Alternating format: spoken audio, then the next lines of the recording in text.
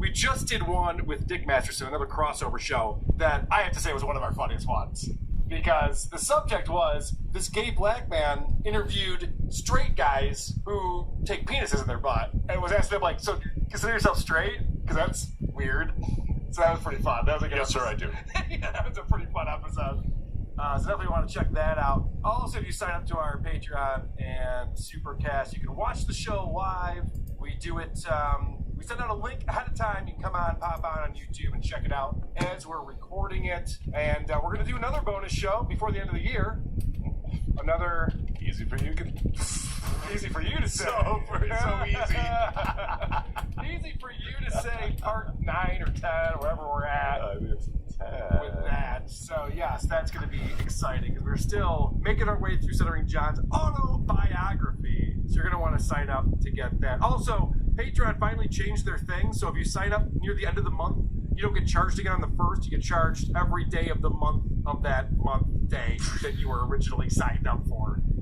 This is a good start for us. Easy for you to say. Tickets are on sale for DambleCon. WATPLive.com for a whole weekend of Stuttering John hilarity. That's right, Stutter Slam, February 3rd and 4th. I am pleased to announce we had the VIP packages where you get all 3 events plus the VIP meet and greet, so 4 events plus VIP status at those events and the best seats. Those are sold out. So those are no longer available. Also, front row tickets to the live podcast Saturday afternoon, that's sold out. We still have general admission tickets, and we're going to put together, hopefully very soon, a package where you can buy general admission to the 3 events. We're doing the stand-up show Friday night, followed by karaoke, and then we're doing the live podcast, Uncle Rico showing Who Are These Podcasts, and then the first ever Dabby Award Saturday night. So you're going to want to be at all of those events. We got a lot of people coming down for that, a lot of people coming into town, and it's going to be a lot of fun. I am very much looking forward to it. So check that out, WATPLive.com. Also, we encourage our listeners to give us a 5-star review on Apple Podcasts and then shit all over us in the comment section today. We'll be reviewing a show called The Fighter and the Kid. This was a suggestion from Brandon. We have both listened separately. We have not discussed it with each other beforehand. Let's get into it. We've talked about this before. It's a show hosted by Brian Callen and Brendan Schaub. And here's a hot take for you. Ready for this? Right out of the gate. I think Brendan Schaub's a dumb guy. Just based on this episode I checked out, he seems like he's kind of dumb. The comment sections on their live streams also tend to lean towards Brendan Schaub is kind of dumb. I mean, that's them talking. They pile on him almost the entire show. Yeah, so this is a weird phenomenon that's going on. I mean, in our world, we have the Dabbleverse. A lot of people goofing on Stuttering John. Stuttering John is a coward and has decided to just take his ball and go home. So he's literally not doing anything right now, just to try to oh yeah, I'll show you, goof on me. I just won't do anything. Rather than actually do what a comedian would do and just slap back, but whatever. To each their own. You can do whatever you want, I suppose.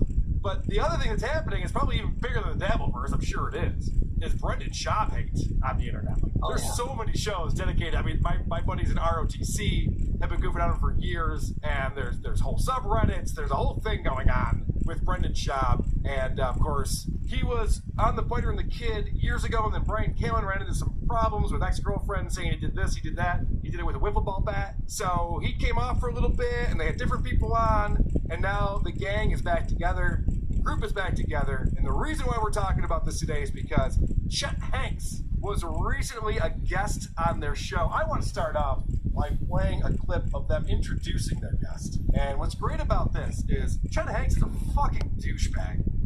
He really is just one of the worst guys. So this is obviously Tom Hanks' son, and he's 32 years old.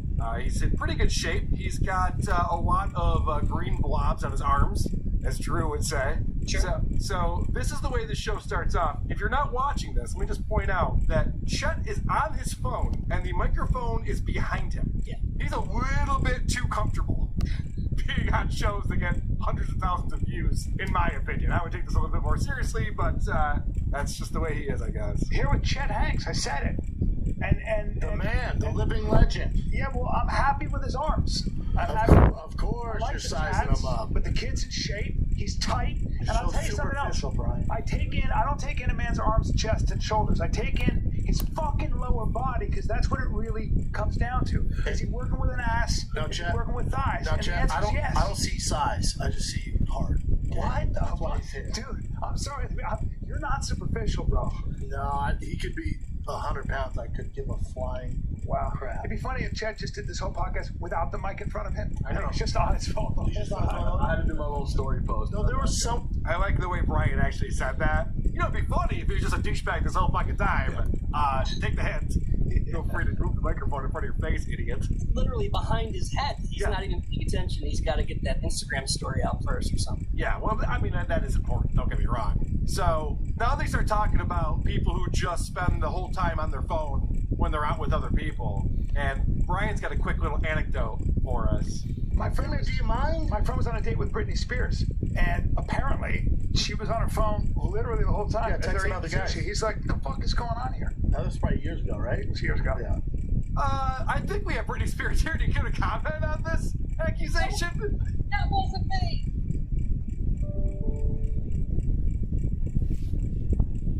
Jeez, you set me up there like a little pinky.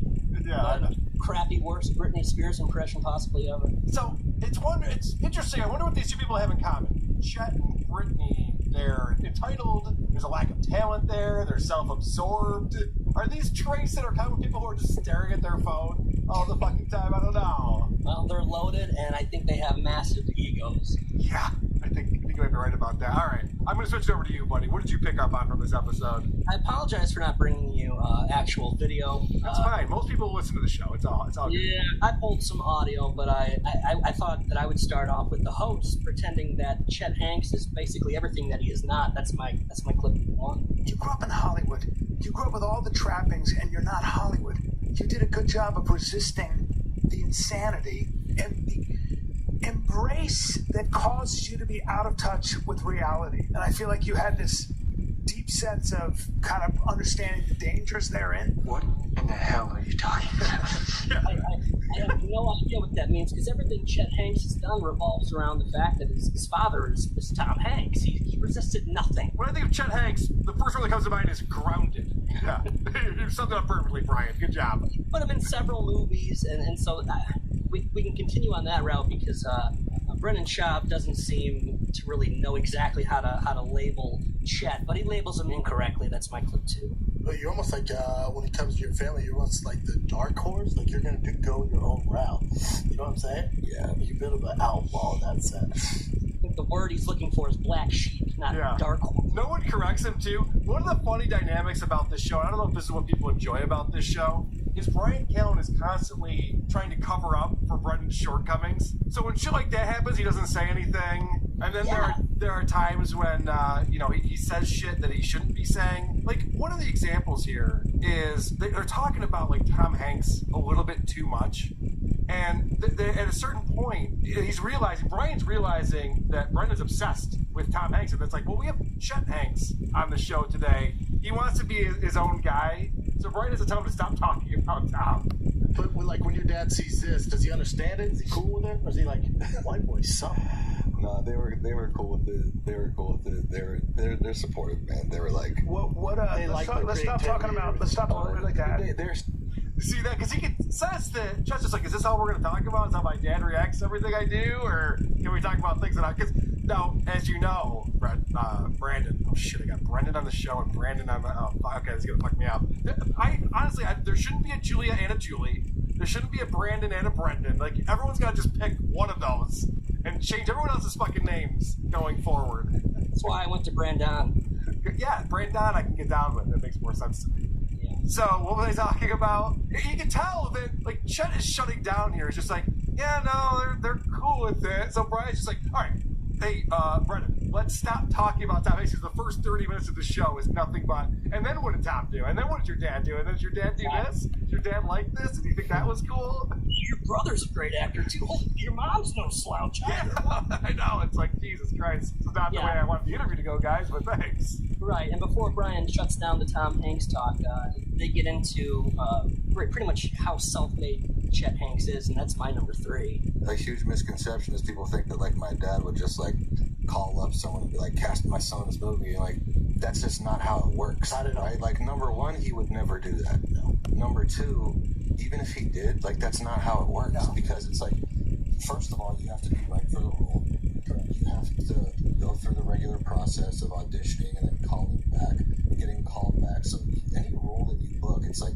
You have to fucking earn that shit. You sure do. Nepotism does not exist in Hollywood. You heard it there first. What about Jaden Smith and his dumb sister Zoe Kravitz or Dakota Johnson or Maya Hawke or both Judd Apatow's brats or Hailey Bieber or Brooklyn Beckham or Tori Stone? I can keep going. Kelly Osbourne, You're Madonna. mentioning a lot of coincidences here, Brandon. I hear a lot of coincidences happening, but I don't know if any of that's an example of nepotism. Well, can I give you just one final thing on nepotism and how You're it doesn't... talented people, obviously, that we're going to make it anyway.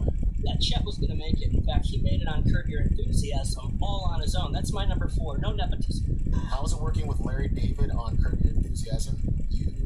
Did you have a written script, or was it mostly improv? And one of my favorite episodes ever of Curbs. Yeah, that was fucking hilarious. It's almost all improv, almost all of it. I actually got a funny story about that. So, Larry David, right? I've actually known him, like, since I was a little kid, because our parents were friends. Right. I had known him, like, we got on, like, family vacations together, but I was a young kid, you know what I'm saying? I was, like, probably, like, 12, 13 years old. So I hadn't really seen him since then. It's like, I know him, but I don't really know him, you know what I mean, as an adult, you know what I mean? But I auditioned for that role just like everyone else, and I fucking got it, and I was right for the role. Right? Yeah, totally. That's relatable, vacationing with Larry David. He definitely earned that role. Has nothing to do with nepotism. There's a certain point in here where Brian's trying to tell Chet how grounded he is and how amazing that he is. And he's so grounded. He's like, you know, there's a lot of rich people out there who don't even realize that there are poor people out there, but not you, Chet. You're one of those guys. Like, why would you think that? Based on anything this guy does, why would you think that he's grounded or understands what life is like outside of his bubble? Yeah, I didn't fully understand that either. And, you know, he's going to take it a step farther because he's not just in Hollywood. He's now going to teach the next class of Hollywood. Chet is already a musician. He is already an actor. He's a life coach. But get ready for his school of acting. That's my number 5. I'm actually about to release an online course. It's a master class on not just like the fundamentals of acting, but like the politics of like how to actually break into the entertainment industry and actually get your foot in the door. I'm about to release that. It's an online course, and I'm going to include basically everything that my dad has taught me in it. Do you have a promo code for my friend Brian? Or? What's it called? Yeah, I need to know. Well, my It's daughter. called the Actor's Advantage. Yeah, Chapter 1, have a famous father. Yeah, right.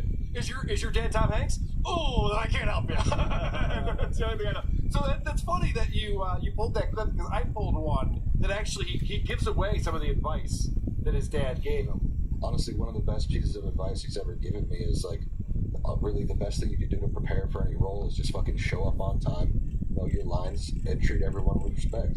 I think that's funny because I don't know that Tom has a lot of respect for Chet, based on the fact that his advice are learn your lines, get there on time, and don't be an asshole. You seem like kind of no-brainers to the rest of us. Yeah, that should be the groundwork. That shouldn't be anything special. Respect, you say. Even the little people? Especially the little people? So I shouldn't just like punch a grip in the face? That's what I've been doing all this time. Whoops. Alright, so this is to your point earlier, Brandon, when you mentioned all of the credentials that Chet has. Chet talks like a teenager. Now remember, this guy is 32 years old. This is him describing what he does. I want to do acting, music, and, you know, be an entrepreneur and run a business. Why not? Why can't I just do it all and do a podcast? It's like, fuck it. You're about to It's do a podcast, 2022. Yeah, we're about to release a podcast by my co-host right here, Josh Stroh. Alright, there's some riffing that goes on here that I want to play for you, but I just think it's so funny.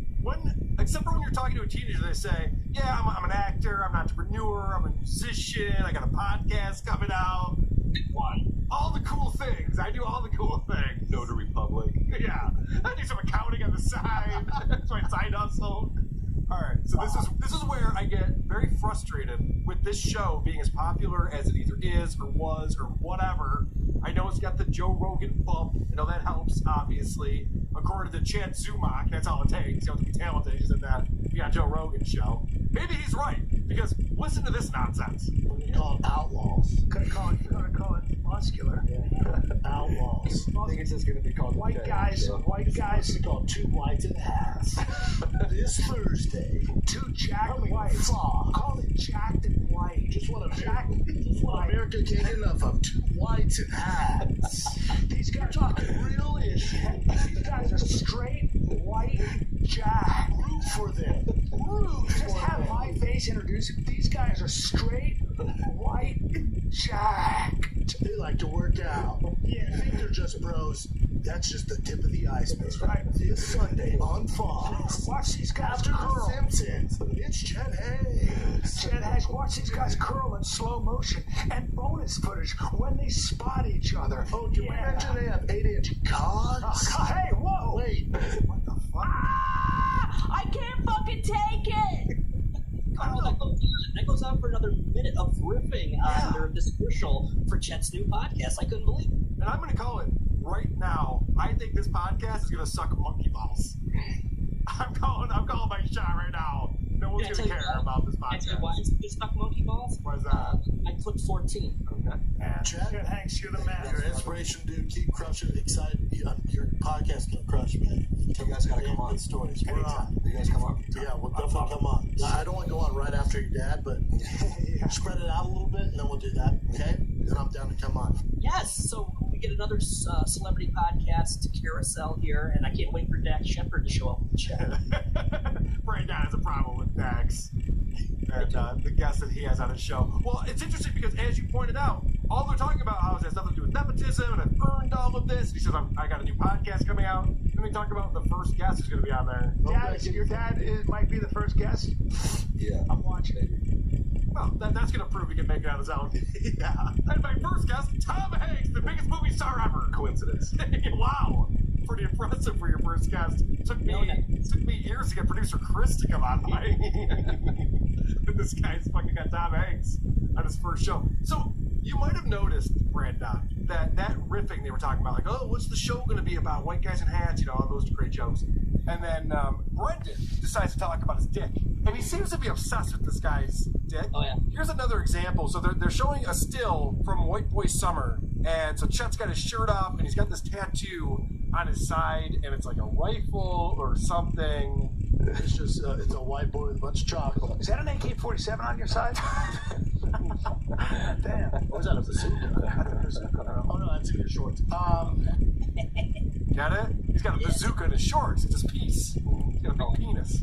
It doesn't end there, Carl. Like, No, it doesn't. if I can transition, you called back how Brian Callen had to shut down the Tom Hanks talk. The first 30 minutes was just Tom. Finally, he shuts it down. So let's get into the good talk, the meat of this episode, and that's drugs. That's my number 6. I've been sober for 5 years. What was your drug of choice, if you don't mind saying? Coke. Really? Ooh, that booger sugar. The devil's dandruff, It's all bad. Man. It's all So it was a good time, though, for a little bit. Let's not, No, it's man, not. Hey, It's I'm sober, bro. not. Don't start reminding oh, me yeah, of it's a good not a time. good time. He has to chastise me. Stop telling him how great of a time he had on coke, man. Well, honestly, in Brian's defense, that's not the message you're trying to put out here. This guy's 5 years sober. He went to rehab. He's just like, yeah, but those days do a blow, huh? Pretty fucking cool, right? Yeah. Bet you could go over some right now. Yeah, no shit. Like, why are you trying to tempt this guy? He's literally, the one thing I'll give Chet credit for is he's bettered himself, and he has this message he brings along with him. He's like, I'm working on myself. I work out every day. I have this schedule. I have this routine. I'm trying to, get over my addiction to cocaine. My life is falling apart. These are all good messages for the kids. Right. And Brendan's out there going, yeah, but dude, getting fucking high school too, right? What if I have some coke right now?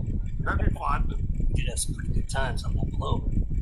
Yeah. But I've noticed that that Callen and Schaub, they tend to butt heads a little bit. I don't think they like each other. They're like, when you watch this full thing in its entirety, you can see eye rolls here and there, or thighs, or kind of calm down. It seems like they're almost at odds. But What do you think Brian's not reading the internet? Brian knows what's going on. Brian's the one going, dude, this is why everyone hates you. Stop it. I got it. I was really surprised going through the comments about how many people were just popping off on Brendan Schaub. And if you want to play my number 9, my number 8, this is one of the reasons why. Yeah, man, I don't do coke, but I do cock. Did you say coke? I thought we were talking about cock. Me too. I'll sniff your dick from here, bro. I was a cock addict. Listen, I was a cock addict. I went down some dark places. That's right. You take my program, giving up cocks are us. It's only good. You're smiling. Quit sucking. Alright, I'm sorry. Sorry. Go ahead. God, you opened up and now you bring cock I'm in. so sorry, dude. That's the gayest thing I've ever heard in my entire life. What was the joke there? Cox. Cock sounds like coke? Is it close? Is it like similar? Snort some cock. Yeah, hilarious. Spelled it wrong. Pretty good stuff there. They do a little bit more cocaine riffing in my number 7. I would invite the 3 of us to a cocaine party. Look at these noses. These noses built. I know. Sharp, that sharp nose on the table. But he's got it's a good looking beast. But it's a good looking beast. It's a good looking beast. Yeah, don't put a mound of cocaine in front of us. That's true. No. He's got it from here. But he's still got his youthful looks. He's a good look. I've never done cocaine. Ever in my life. Are you serious? Yeah. Oh yeah, sure. Yeah, I know. He seems very excited about it. For a guy who's never done it, fucking awesome, isn't it? I've never done it. I don't know. What do I know about it? Here it smells good. Yeah, I don't think he's put anything foreign substance into his body. I can't wait until they get Artie Lang on the show and tease him with speedballs for an hour and a half. I really got a couple rails right over here. I got a syringe. You remember how much of a good time you had back then, right? Yeah, I'm done eating this chili, so this spoon really, there's no reason for it to be out. What the fuck is wrong with this guy? If I can wrap up the Coke talk, my number 9 is a great question from the audience. Chet, since you mentioned you did have the cocaine thing with the party, I'm just curious, did your dick work when you were doing Definitely not. Okay, that's what I was curious. No, definitely Good not. question. Hey, sweet question. No, it's Good question. it's a good question because Yeah, no, that's why they say, God invented cocaine. It's good for you, but your wiener doesn't work. So he has a sense of humor. God said that. I don't remember God saying Coke is good for you. Yeah, Galatians chapter 3, and thus snorting Coke will give you limp dick. Also, God didn't invent cocaine. That's like saying God invented plastic. Like that shit, like guys had to figure that shit out. God invented cocaine. God, that's like Bryan Cranston. Yeah, there's some steps there. You can't just grow cocaine. That's why God invented meth. It's awesome. And on the 3rd day, Oh boy. All right, I want to switch gears a little bit because at a certain point they start talking about their dads, and Brian's dad was like the toughest guy that's ever lived, and so Brian is explaining how tough his dad is, and then Chet says his grandfather was also extremely tough. They come from a different cloth. Cut from a different cloth, bro. Yeah, my grandpa would eat. He would eat fucking, like a drumstick of chicken. Yeah. He would eat it, the whole thing, bone and everything. Bullshit! That's not true. How would you even do that? That'd be a choking hazard, wouldn't it? Nobody eats the whole drumstick bone at all. Does he mean putting the whole thing in his mouth and just pulling out the bone? Well, that's what I thought he was talking about at first. Then he says, "No, I ate the whole thing, bone and all." It's like, what? is your grandfather a goat? Yeah, right. I don't think that's a thing. To be honest with you, and then because they're talking about dads, Brendan says something that's pretty funny. My dad still doesn't understand what I did. Nobody does. It's not just your dad who doesn't understand what you do, because it's like, well, you're a comedian, but you're not funny, and you're a podcaster, but you can't talk. How do you explain to your dad, like, no, I'm a professional? Like, I doubt it. I don't think so. I'm sure he's very proud of him now.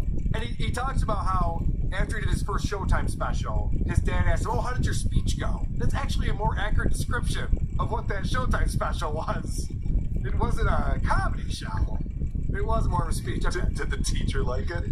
Yeah. Did you get a good grade on it? Good job, buddy. Tussled his hair. And then one more clip on the dad talk here. So this is just how tough guys were, in that day and age. My grandpa just snack on rocks. They're old. Oh yeah, he actually played soccer with the rocks growing up. Yeah, he Just a told me. big boulder. Yeah, they would just kick rocks. Scissor kicks and shit. Nope. So I want to point out here, this is more of a visual, but I'll explain it. We're at the beginning of this. I don't know if he's going for a joke. I hope he is. But look at Brian's reaction to Brendan saying, "My grandfather snacked on rocks." Well, my grandpa just snack on rocks. They're old. Oh yeah, he actually played soccer with them. He goes, no. Yes, that's what I mean. If you watch this, you can see all the eye rolls, Yeah. eyes. It just seems like these two are just done with each other, but they keep going because it's a popular show. It sounds like a Grandpa Simpson thing to say. They snacked on rocks. Yeah. We were pretty poor back in those days. Even that got cut from the script. We had to eat rocks. My grandpa went to school uphill both ways with no shoes on. Yeah. Did you believe all those stories, Brendan? Idiots. So then they start talking about dog attacks and getting attacked by dogs for some reason. Yeah. And that leads us to a conversation about what animals have the strongest bite. And this is the thing about Brendan Schaub that I can't understand. He feels like he needs to know stuff when he'd be so much better off just not talking. Because it doesn't have anything to do with anything in the conversation. He doesn't need to even make this claim. You know what the strongest bite is? Oh, hippo, right? Nah, crocodiles. Oh yeah. And these guys are in Australia, and also the saltwater crocodile. The guys in Australia, 3 guys. But mammals, isn't a jaguar or a hyena? Not compared to a. No, but I'm saying that's you know Mammals, maybe, but I'm saying mammal is a I jaguar think it's a or a gorilla. I hyena. think it's a gorilla. I don't think I so. think it's a silverback. But the saltwater crocodile is fucking. It's the strongest animal by force in the world. You see it. Like, why even fact check that? It's not. Who cares? Whatever. It's, they all fight really hard. I know something too. You're right. It's like, okay. First off, it doesn't help the conversation at all to just tell your co-host that he's wrong about something. Like, okay, whatever. I mean, we can look at it later if you're really that concerned about it. But then just break the flow up, and then we have to start fucking doing the middle-aged men Google in real time thing that they do in order to figure this out. And then I have another example of Brendan Schaub trying to be smart, but it's not helping the conversation in any way. And of course, also he's very wrong. So this is Chet talking about rehab and how that helped him. You gotta be the poster boy for rehab, because correct me if I'm wrong, most rehab, I think the success rate's like 2%. Well, Bring it up, Jen. You want that? On rehab? Yeah, rehab. no, I mean, the success rate of rehab. it's terrible. I saw it yesterday. The success rate for any, drug and alcohol abuse is terrible. But that's because people don't have. But that's because, like, this is what I'm saying is that it requires more, like, It's an ongoing thing, right? I'm a big 42%. Oh, okay, 42%. All right, well, You got the 2 right. yeah, you're just off by a mile. There's no big deal. And the whole point of this conversation, correct me if I'm wrong, Brandon, the whole point of this is like Chet's trying to inspire people to fix themselves and seek help. And fucking this idiot, Brendan Schaub, the whole time is just going, yeah, that doesn't work. That's a dumb idea. Deliberately not getting the point. Yeah, like I wouldn't even go to rehab. What a waste of fucking time and money. No one gets cured from that. He's sitting right next to me. I was like, no, but I did. This is how to do it. There's a way. Maybe he goes through this process every single show where he's like, well, fuck, I can't tell a joke. Maybe I can come up with some facts. Huh? I can't do that. Can't do that. Maybe I can just Keeps throwing scowl at He Brian. just keeps throwing darts at the wall and Yeah. hitting the ceiling every time. Hit himself. And a constant complaint from the listeners seems to be that Brendan just will not stop interrupting people. Correct. Just interrupts everybody, whether it's his co-host or his guest. Well, okay, let me play this clip then, because they're just talking over each other. These guys have been doing this show for so long together. How do they not have chemistry with each other at this point?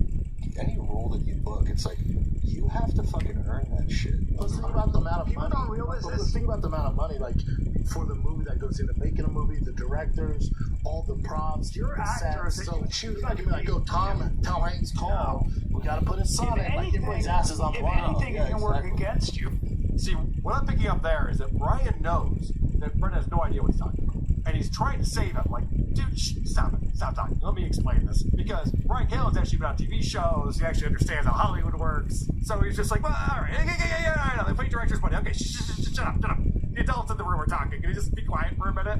I'm watching him. He's trying very hard not to talk over mostly Schaub. Right. But it's very difficult in this scenario to make a point. And to Brandon's point, he's shaking his head. He's going, no, don't go down that road. You're an idiot. Please stop. I can only imagine what it's like to be on a show that pays you well, so you want to be on it, it's working out for you, and all you do is read about how shitty that show is because of your partner. Nah, I should ask Anthony Cumia what that's like. It sounds like it's really fucking annoying to have to do that. People ask me that all the time. Wait, what? Alright, I've been hogging this, Brandon. What else did you pick up on? Let's talk about Chet's whip. That's my number 11. You just got a new whip. Yeah. Good for you, man. Yeah, I got the Lambo truck.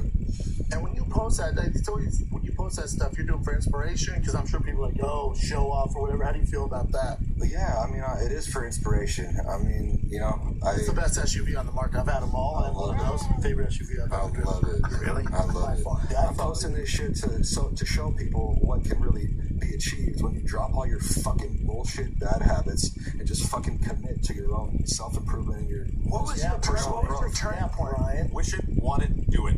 Again, that's relatable. I see Chet Hanks driving a Lamborghini. I say I want one. I manifest it. Tom Hanks is my dad, and I get a Lamborghini. This is going to work out great. Yeah, so all you can do is be born into a different family, and you can have a totally different life. Okay. That's when you start posting things for inspiration and not lording them over people, right?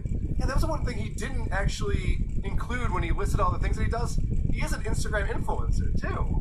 Is he embarrassed by his influencer status? Is that not cool anymore with the kids? What's going on? No, he's not showing off that Lamborghini to brag or anything. He's just showing that if you work hard like he does, then Right. you can have one. And, you know, I've had some communication with Chet Hanks myself, actually. That's my clip 10 that I've actually signed up for this program. I started the self mastery program a year ago. It was on January 1st, right?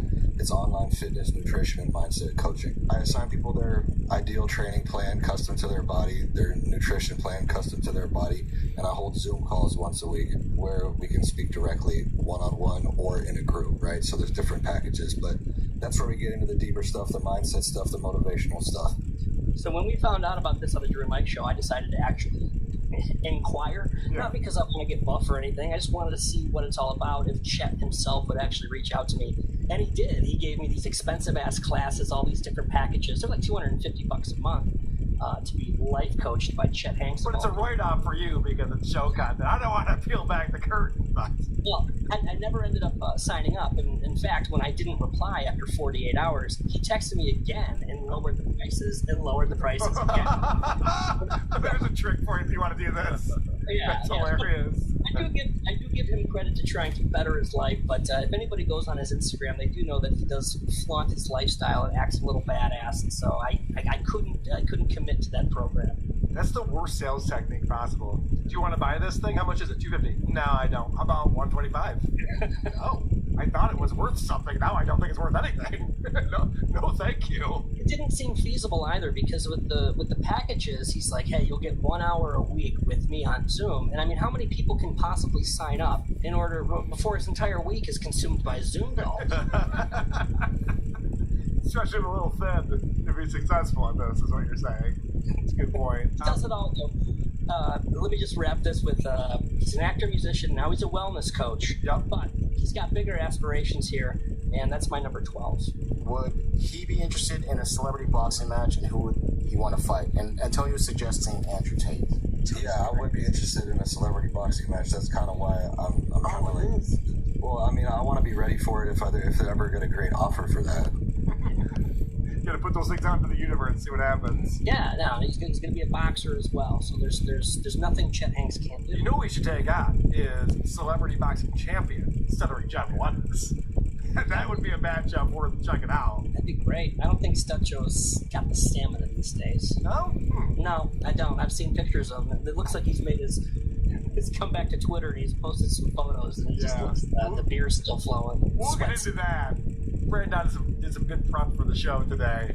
I want to talk about, before we move on, real quick, some spicy pager talk. They're talking about old guy stuff, and they want to know if, like, Chet Hanks ever had a pager. But my dad knew if he typed like his number, then 911. I was like, oh shit, there we go. Serious. I'd call him like, what are you doing? I'm like, I don't know. Is there an emergency? He's like, no. Just make sure you call me. I'm like, what a payphone, Dad. Now, not only is that boring and a horrible anecdote, you'll notice that during that, a producer walks in and adjusts Chet's microphone. But barely, but had to touch it and make a noise with it. I think the point of that was just to say, like, you're on a show, asshole. Just to, like, let him know that I know you're very comfortable, that's great, you got your Red Bull, you're hanging out with your boys, you're doing a show. Can you please pretend that microphone in front of you is picking up the audio coming out of your mouth that we're then putting out on YouTube? I noticed that as well. I was like, why did they move it like a quarter of an inch? Yeah. I mean, I don't know if it's going to make too much of a It difference. didn't change anything. I think it was just to send a message to him, would be my guess. Yeah, then Chet immediately touches it and says, "Oh, this mic?" Right. Oh, I'm talking to this mic. Okay, yeah, that makes sense. All right. Anything else you want to play from this episode? I only have one more clip. It's my 15, and it's just there's actually about 150 of these within this hour and a half, but I only collected a handful of them. Chet has a crutch. At the end of the day, I'm just being myself. At the end of the day, There were a lot of those. I probably should have spent another hour putting them all together, but I only grabbed about 6 of them. Yeah, no, that's funny. Next thing you knew, it was the end of the day. Yeah, I would have had this time. What a weird crutch. yeah. Yeah, that's a new one. Okay. All right. Well, in that case, I think it's time to move on to the Cringe of the week. Cringe of the week. And actually, we have an interesting cringe of the week this week. It's the cringe of the week rebuttal. Oh. As you know, we had the biggest problem in the universe as the cringe of the week on this past episode because Dick was trying to get Vito to say the word where for 3.5 minutes, and it never happened. And people sent that into me, by the way, just so you know. Dick, Vito, people sent these things into me, but then I play them at my show, and then they got to get the last word in. And Chris, have you seen this yet? I did. Okay, this is the fucking funniest thing I've ever seen. Can you believe that fuck Carl is putting us On the Cringe of the week? Yeah. Carl From Clubfoot Carl from Where Are These Podcasts? or whatever the fuck. Who are these socials? Where he goes to his Twitter feed and goes, "Dude, I can't believe what the liberals are saying this week." Here, Carl, I got a bit. Here, I got a bit for you. Oh. See if this makes it on your Cringe of the Week. Are you ready, Vito? Yeah. Hi. Hi, I'm Carl. Hi, Vito. Alright, so he's got an awful photo of me, and he's doing that old Conan O'Brien thing, where he's taking the mouth out of the photo, and now his mouth is replacing the mouth Wait, time out. in the photo. What do you mean awful photo? This is a headshot that you must select. Well, yes, it's not a great one. So, thanks for pointing that out. You're the best. First and last appearance. Have you seen this yet, Brandon? I have not, but I'm very interested. This is fucking hilarious. I don't know how much I want to play because it goes on for a while, but it's very funny. Vito, have you watched my new show? Grandpa ranting about social media? What are you laughing at, Vito? I'm trying to do my plug over here. I'm Carl. I'm Carl from Who Are These Podcasts? Bazoing Bazinga. I'm from the 90s. I'm from the 90s, Vito. Tell me about your Simpsons cover band, Carl. Giddy up, Jerry. Friends is on at 8 before Seinfeld. I'm Carl. I have 20 podcasts. Jesus Christ. I'm Carl from Where Are These Podcasts? We know you're here, Vito. Vito. We got Chrissy Marr on again We this got week. Chrissy Mayer on, the funniest lady on the internet, Vito. Vito, what are you laughing at? That's cringe. Oh, no, that's...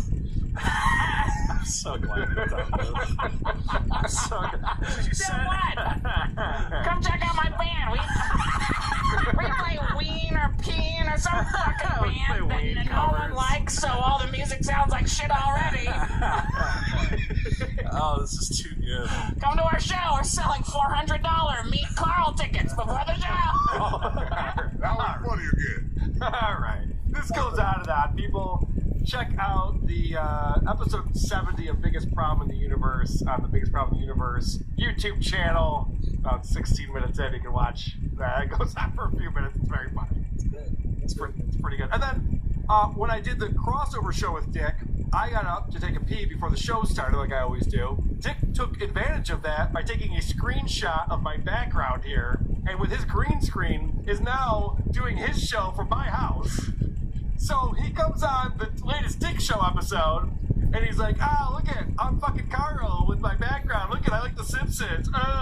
Every guy Carl's age likes The Simpsons. And I just want to say to you, Dick Masterson, we're almost the same age. We would have been in the same high school together if my parents had stuck over the border in Arizona and brought me to this country. So don't start with this shit like, oh yeah, you're a different generation than I am. We're practically the same fucking age, asshole. You sound a little sensitive today, Carl. I'm a little sensitive today. Getting beat up all over the place. Hey, I have a special announcement. Very exciting. I'm officially booked to be on Harrison Young's show. Hey. Topic time next Wednesday, January 4th at 5 p.m. So that'll screw up our usual schedule for our Wednesday show, but whatever, we'll figure it out. I'm very excited to talk to Harrison Young. If there's anything that you want me to get to the bottom of, please send me your questions via email or Twitter or whatever you can do to get a hold of me. Start a Reddit thread, whatever. Don't care. Did he book you through your phone line again, or did he actually have communication one-on-one? Yeah, he called my voicemail. This is what's funny is that he called my voicemail. I texted him back. He texted me back and forth, and then he calls my voicemail again. When he's like, "Hey, Carl, are you available on the 4th?" So I don't see it. So then days go by. He calls me again. Are you available? So then I texted him today. I finally saw it. I was checking my voicemails today, and thankfully he hadn't filled the slot. But that is such a boomer thing to do. I'm calling back because you sent me a text. Jesus, just fax me. You know what the ain't no fax checking. Right? That's the problem. By the way, bad news, everyone. Chad Zumach's been promoted promoting on his live streams that he does for 8 or 9 people who all hate him, that he's got these stand-up shows for his birthday, December 26th and 27th. The 26th was canceled. He claims that there were no flights. He's done that before, by the way. Claimed that he couldn't do a show because there were no flights. Yeah, I mean, no one bought tickets is really what the problem is. The fact that he thinks he can do 2 nights in a row in the same venue is insane. Even if it is your birthday. Yeah, even on your birthday. That's not going to happen. I believe he did have the show last night on his birthday. From what I heard, there was like 30 people there. I don't know. If anyone knows more, I'd love to get double digits an update on that. You're saying you called the box office and found out? I did not. I don't do that sort of thing. But if I was Chad, I would know specifics, I suppose. Brandon, you did some prep, and I'm glad that you did because you reminded me we should be checking out. The last episode we did was the worst of 2022, and of course I put a poll up on our subreddit so that the listeners could vote on who they thought brought the worst show in 2022. So right now, Tom Myers versus the rest of the world is in a slight lead over 2 Bears, 1 Cave. Damn. What do you think about that? When does this expire? 2 days and 3 hours? Well, Yeah, we still got time. I voted for 2 Bears and 1 Cave. I'm sick of Vinny bringing the easy one, the clean victory with Tom Myers back to back. Exactly, it's enough already, Vinny. And I understand why people would vote for that one, but I'm going to go with 2 Bears and 1 Cave. 2 more days, get your votes in, people. Speaking of Tom Myers, he burned me good. Yeah, saw that. He burned me real good with this tweet. Look at this shit. So apparently he saw that we were goofing on his show, and he said, "Hey, podcast Karen Hamburger." No. It's already pretty rough right there. Even though you cut the laughs that occurred after the punchlines, like you did with my stand-up video, thanks for bringing new fans again to the podcast this weekend when I took off. I'll Venmo you $1. Uncle Rico says hi, by the way. This is why Sheely's such an idiot. he has a lol cow out like Tom Myers. Tom Myers like, I am someone. He's like the jerk being in the fucking phone book. I'm a somebody. I'm on a boat. Yeah. It's 7 likes on Facebook to that one, so in your face, Carl. God damn it, he got me good with that one. So I was thinking about this, and if I had more time, I might have pulled this together, but so he's claiming that I cut out the laughs that he gets after his punchlines on his show. Maybe I should make a supercut of just the reactions to his jokes. You mean just Jeff Heisen? Just Jeff Heisen going, oh. Because literally they're not even laughs. The reactions are usually like gasps, disbelief. Random mouth noise. Yeah, like, what the fuck? Or the pity one that's a second and a half late. Yeah. Right, yes. That is the only time that there's a chuckle, it's so late you know it's not genuine. All right, Can't possibly be. The other friends in the room just realized, oh shit, that was a punch. Oh, he's not talking anymore. Oh, I think it's your turn, asshole. I think the joke is over. Oh, jeez. Another thing that you put in your prep, I don't usually have guests on who send me like a whole prep sheet. You know, I appreciate that. My buddy Blind Mike does that for WATS, which is great. But you also let me know that there's a brand new episode of Free Water that just came out yesterday. Don't tell me you don't like my show. Don't tell me you don't like my show. Don't tell me. Don't tell me you don't like my show. Don't tell me you don't like my show. Don't tell me.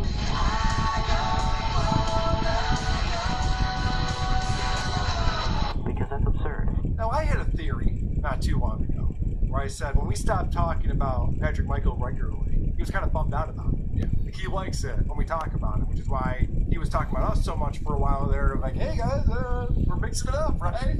We're still doing this, right? And so this latest episode, Patty Seacups once again is letting people know that he wants the attention. He was acting like he didn't want the attention, but he does. And he comes out of the gate on this new episode of Free Water, and he is pretty pumped. Oh, whoa. You know? Whoa, you know? That's what I say. I don't know. Who gives a shit? Guys, I say whoa simply to start the show because I'm gonna rhyme and they're not gonna know, and that's fine. God, I feel like a fucking idiot. I want to start over. I already want to start over. But truthfully, I say whoa because it's like, guys, every time I listen to this fucking intro music, much like you, I'm pumped. I get ready to go. I'm out there living a life of a Viking. Truth be told, not so good. Not so good, I agree. What's interesting about this, Brandon's a professional podcaster. I am, producer Chris is here. And the easiest part of the podcast is the beginning. You could have a little intro for yourself, and doing one by yourself is very difficult. But you would think that, like, out of the gate, you'd know what you were going to talk about or something, like set the table. Yeah, at least that first sentence, maybe the first paragraph, and then you start winging it. Yeah, right. Today we're going to get into, and you got a bullet list, like, hey, I'm going to do this, going to do that, and they're like, okay, so, that's fine, I understand that. That's not good either. So, here's the problem that's going on for Patty Seacups. He's recognizing the fact that things have plateaued for him. The show's getting a little stagnant with the audience growth. I've not felt as if I've garnered new people. We've been steady. There's a group of you out there, and I like that. That's fine, but we gotta grow, and I don't want to put in any work to help the show grow. I don't want to put in any work to help the Patreon grow. All right, so I guess it's up to me then.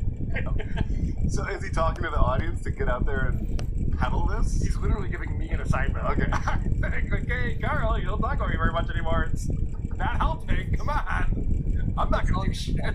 Oh. Did you listen to this episode, Brandon? I did not, no. I only saw that it was posted, so I put it in my prep. I figured you'd go through it and break it down first. But it is amazing that he's basically putting his listeners to task. Maybe spread the word, maybe buy me a billboard or some shit. But he doesn't even explain. Yeah, he just says, what the fuck? Yeah. We're not growing. I mean, I'm not doing anything to make it grow, but still. Not only that, he actively makes it difficult to find his show. He changes the name. He's got a YouTube channel that's very difficult to find. A new one, which we'll get to that in a little bit. But I just like the fact, this is what's great about Patty Seacups, just back to original form, is to thwart yourself and then complain about it. I can't figure out why I'm not more successful, and fuck you for listening. I'm going to make it even harder to find next time. You'll never find my new show. You'll never find it. I'm looking at the exact same episode like last year. I'm pretty sure I've heard these words come out of his mouth before. But one of my big questions is, does he still open up brand new podcasts like he used to? I don't know. How the fuck would anyone know? That's the problem. We got the equipment and the perfect business plan. Give our show away for free and tell no one how to find it. If there was a link tree or something, I would know. But there's no way to know. Like, he literally starts podcasts and no one's ever found him. Damn, where's Podcast Hitman when you need him? Oh, that's funny. Oh, I know. He's a couple miles down the road. Yeah, it's funny you say that because he does bring him up. But before I get into that, I want to point out that there is an existential crisis happening in Patty's broken skull right now. What am I even doing? What am I even doing? What is this? Should we start over? Should I delete all this? Should I go back to the 9-minute podcast? Oh, that's a cry for help right there. Oh no. Things aren't working out the way he hoped. Oh, I'm sad. I want him to keep doing this. Wow, that's why I'm going to play this next clip. Because I literally wrote my notes with you. Aside from the quenching, we got some more stuff to talk about. I'm excited about it because I have actual points I need to make. Okay, good. All right. Thank God. Because he's going, why do I even do this? What even is the point? And he goes, oh, that's right. I wrote down a couple things I want to talk about. That's right. I have actual points that I want to make. Could you imagine being excited getting actual points that you want to make? And how would he forget? Because he never seems to do prep. You'd think he'd be like excited about this. He is excited about it, but he's excited that he forgot about it. Yeah, I wrote this down. All right, I'm by myself. Today on WATP, I have actual points that I want to make. If there's time. Okay, so now this is the reason why we haven't been reviewing his show is because Podcast Hitman behind bars, not pulling the clips for me, not doing the work that I need. But I do have some very fun information here that I found out, and I do realize ever since our friend, one of my biggest fans, found himself, locked away for the rest of his life, it's probably hard for these guys to clip my show or promote me the way that they used to. Oh, wow, I had no idea that I hit the nail on the head. You really did, yeah, that funny. He still thinks that Podcast Hitman was the secret to his success all these years. No, I pull the clips. I'm the one pulling the clips. This ain't the fucking Uncle Rico show. I'm actually listening to the shows and pulling the clips. How dare you? Did I detect a little sympathy for Mr. Hitman? You think so? Yeah, my biggest fan, and he woke up one day locked away for the rest of his life. Poor guy. Was there anything in between that happened? Turns out my target audience are all crazy people. Yep. And on there, can you at least let his listeners know why that in particular person is locked behind bars for the rest of his life? Has he ever mentioned the entire murder and mutilation of a body in the basement? That's the thing about Patty Seacups, and a lot of podcasters do it, some to better effect, but he assumes that everyone knows the backstory of everything he's talking about, but he's very vague about everything. So I know, producer Chris knows, Brandon knows, but anyone who turns on the show just be like, what the fuck is this guy talking about? What does any of this mean? Almost like he's podcasting for your audience. He is. He is podcasting for our audience. And I think I know that for a fact because he points out that we get some bad co-hosts on here sometimes. He's going to give me some pointers, I think. There are too many of them, and I'm sure some of them are good. But I think I could throw in a Jackass movie if I wanted to quench the need before hearing a guy with glasses and a woman's blouse trying to tell me what's cool. And if they were actually worth a damn, they wouldn't even associate with these third-tier comedians like Kevin Brennan and Gino Bisconti. Like, these are your guys? These are the guys that you're like, fucking, hell yeah, dude, I talk to famous people. And all you do, if you guys want bigger names on the show, simply ask them. You don't have to get Kevin Brennan or Anthony Cumia. I mean, I get it, sure. Historically, it'll do okay for your podcast, but you're simply just drawing a bunch of fans that are in their mid-50s. Is that what you want? Well, okay, let me explain this to Patrick Michael. If he's not listening, someone can get this back to him. He's talking directly to you, Carl. I know. It's not that I want Anthony Cumia and Gino Bisconti on my show. It's because Trey Peacock won't get back to me. We've reached out to him. He just won't do the show. I want Trey Peacock. I have to settle for Anthony Cumia. You understand this, right? Or you can get a huge get, like the fourth mic on a Detroit local podcast. Wow. That would not be difficult to do. That's for sure. So this is kind of interesting because he starts talking about why people would even like Anthony Cumia. Joe Rogan. Joe Rogan is the best version, right? Or wait, is Anthony Cumia your guy? He must be, right? He must be most of these guys' fucking hero. And it's bizarre, dude. That's bizarre. I'd rather have Barney be my fucking hero than Anthony Cumia. Give me a break. Sure, the guy's funny, but what is the obsession? These are the same guys, too, I imagine, that would say the same shit about Pete Davidson. Like, fucking guy's the best. He's fucking awesome, dude. He's fucking on these hot-ass girls, dude. That's fucking kick-ass, dude. Yo, why would you like a comedy podcast hosted by a really funny guy? Yeah, I don't know. I can't figure that one out. That's a good question there, dummy. That's weird. It's like Anthony Cumia didn't, I don't know, build his entire podcast network. He's got some listeners, so yeah, there's something to admire there. Yeah, he goes, I don't even know why you like this guy's comedy show. I mean, he's a hilarious comedian, don't get me wrong, but why do you like his comedy show? Well, that just answered your own question, dummy. Because you're in correspondence with him, that it's almost like you're doing this show only for Anthony and Anthony's fans or something. That's the entire reason why you started WATP a few years back. What are you, Chad Zubak now? Is that your conspiracy on this? I just don't understand it. I mean, just because you have a good relationship with somebody who happens to be famous, that all of a sudden you're just sucking his balls. That's what I've heard. That's what people tell me, yeah. I don't know. What does that have to do with Pete Davidson fucking hot celebrities, too? I love that, like, it's a good thing Patty Seacups only has arguments with himself because he would lose every argument. Like, right now, he's only winning like 50% of them. He's just arguing with himself. Like, what are you talking about? Yeah, these assholes who think Anthony's funny probably think Pete Davidson's really fucking cool. I don't. But, okay, why not? I don't even know what one thing has to do with the other. No. Okay. So then he goes on and pretty much describes Stuttering John here and what happened with our whole history with Stunt Joe. And it worked on me. You get baited into it. You get defensive. You start to fight back, and then you realize, oh, it's this fucking weird game. It's this weird game that you're profiting off of while the other person looks like a fucking tool. It's not a weird game. It's a fun format. That's what I would call it.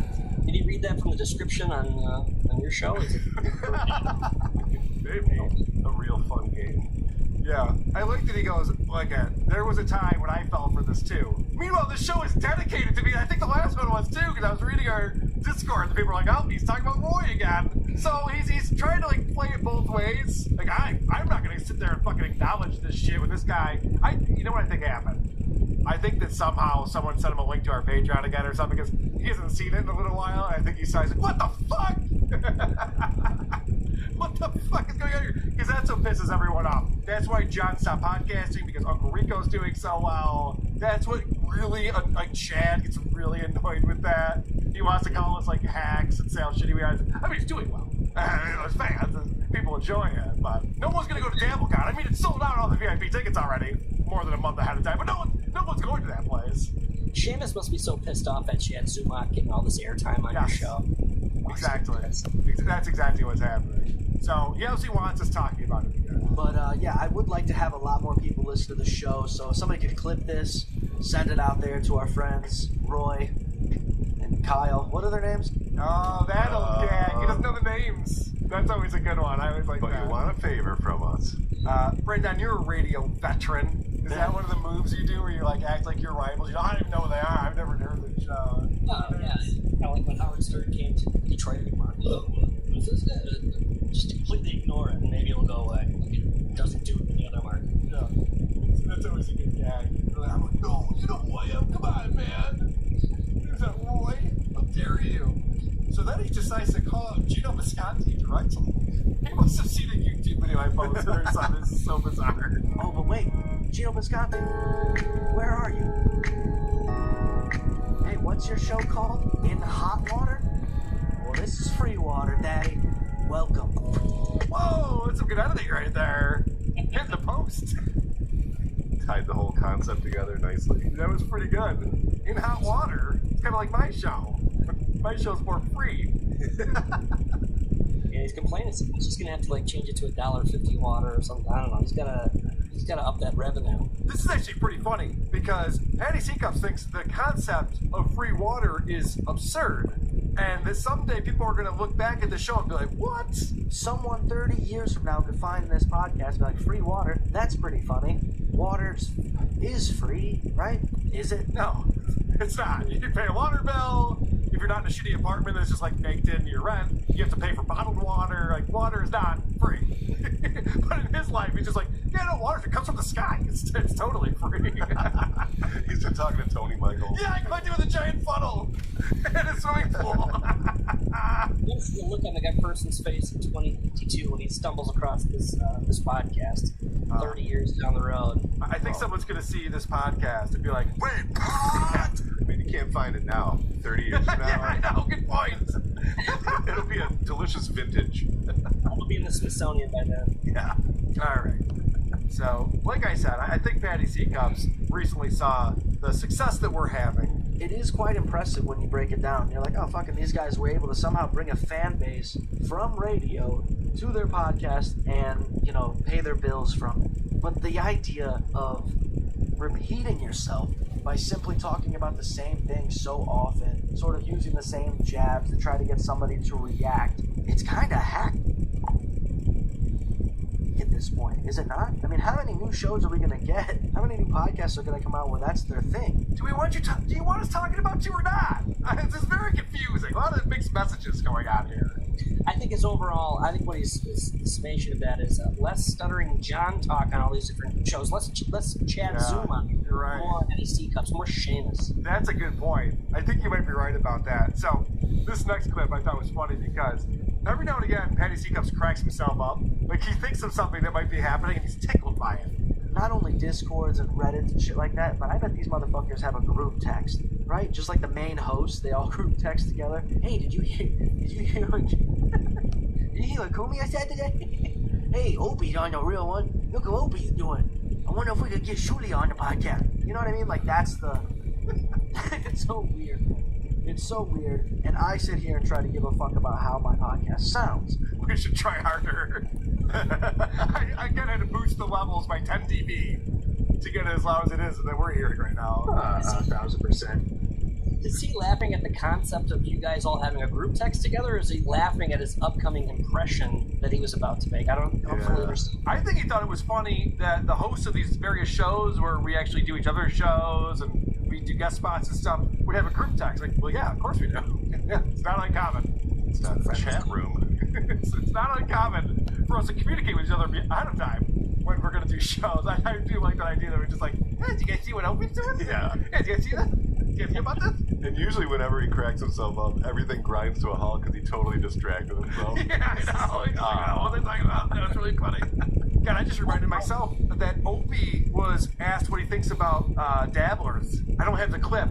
I actually saw it on Steeltail, they were talking about it. And Opie's going, I don't know what that is. Can someone tell me what that is? I know you guys all getting cracking up because you asked me about the Attlers. I don't know what that is. You think so? He might be that out of it. Hope he's pretty out of it. Sure. All right. So then, this is the crazy part of this episode of Free Water, when he's talking about what sounds like a lot about me.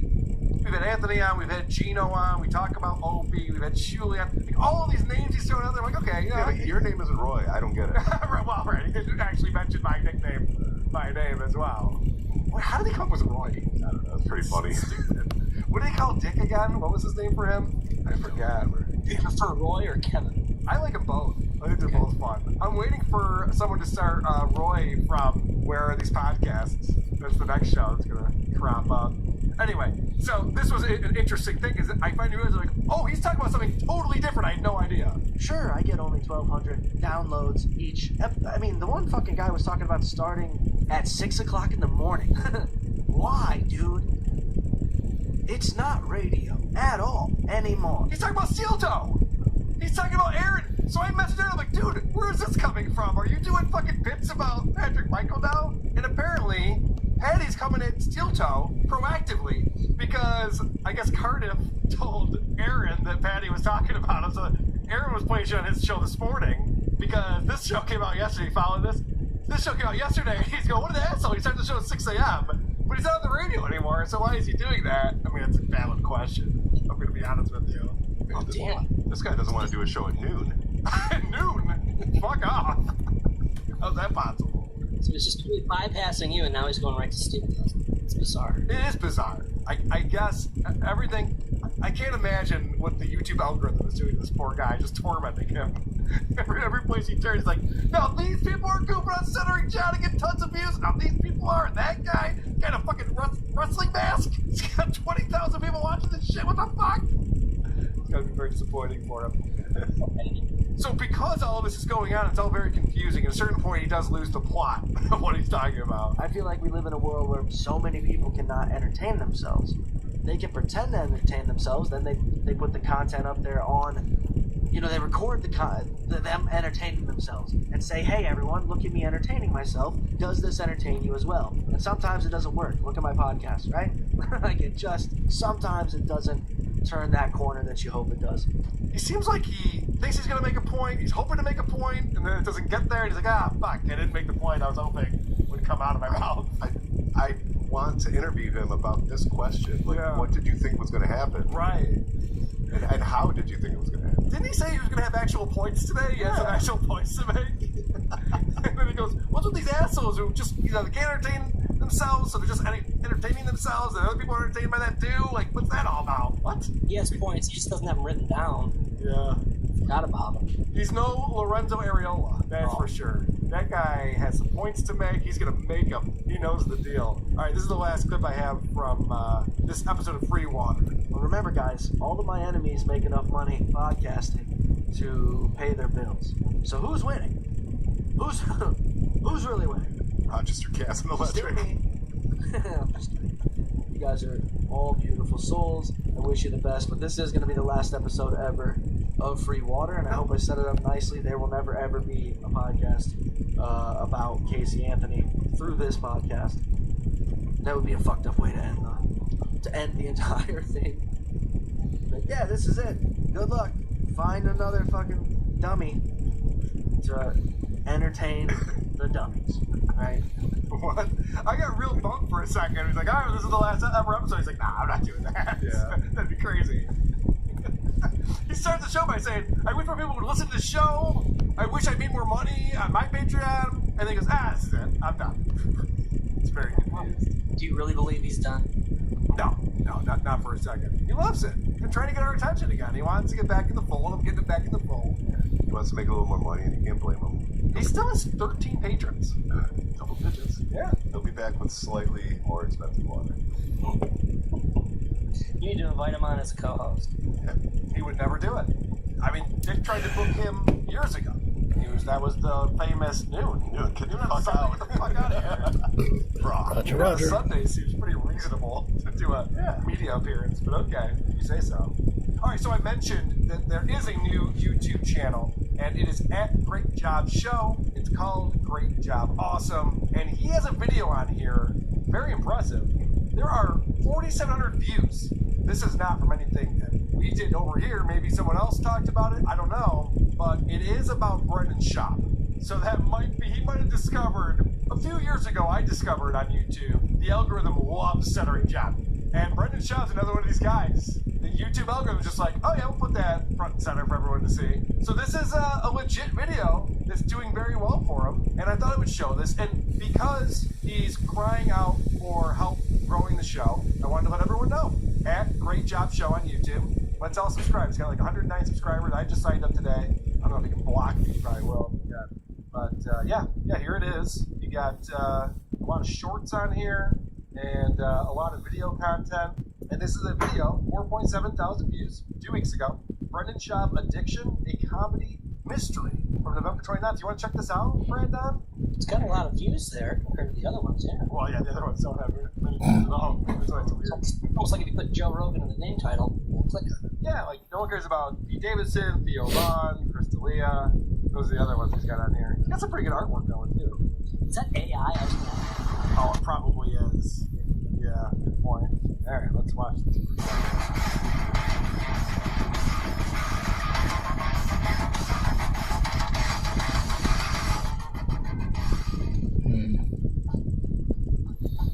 Get the headphones. Yeah. This is Great Job Awesome. Now let's clear some things up really quickly. If you haven't already subscribed, do it, because it is the easiest way to support the channel. And also don't forget to join in on those comments. Let me know your thoughts, even if that means you're going to tell me that you like Pete Davidson or you think he's talented. Wait a second, this is not the Patty C Cups that I know. He goes, don't email me, don't reach out, I don't give a fuck. Listen, I talk to you, you don't talk to me.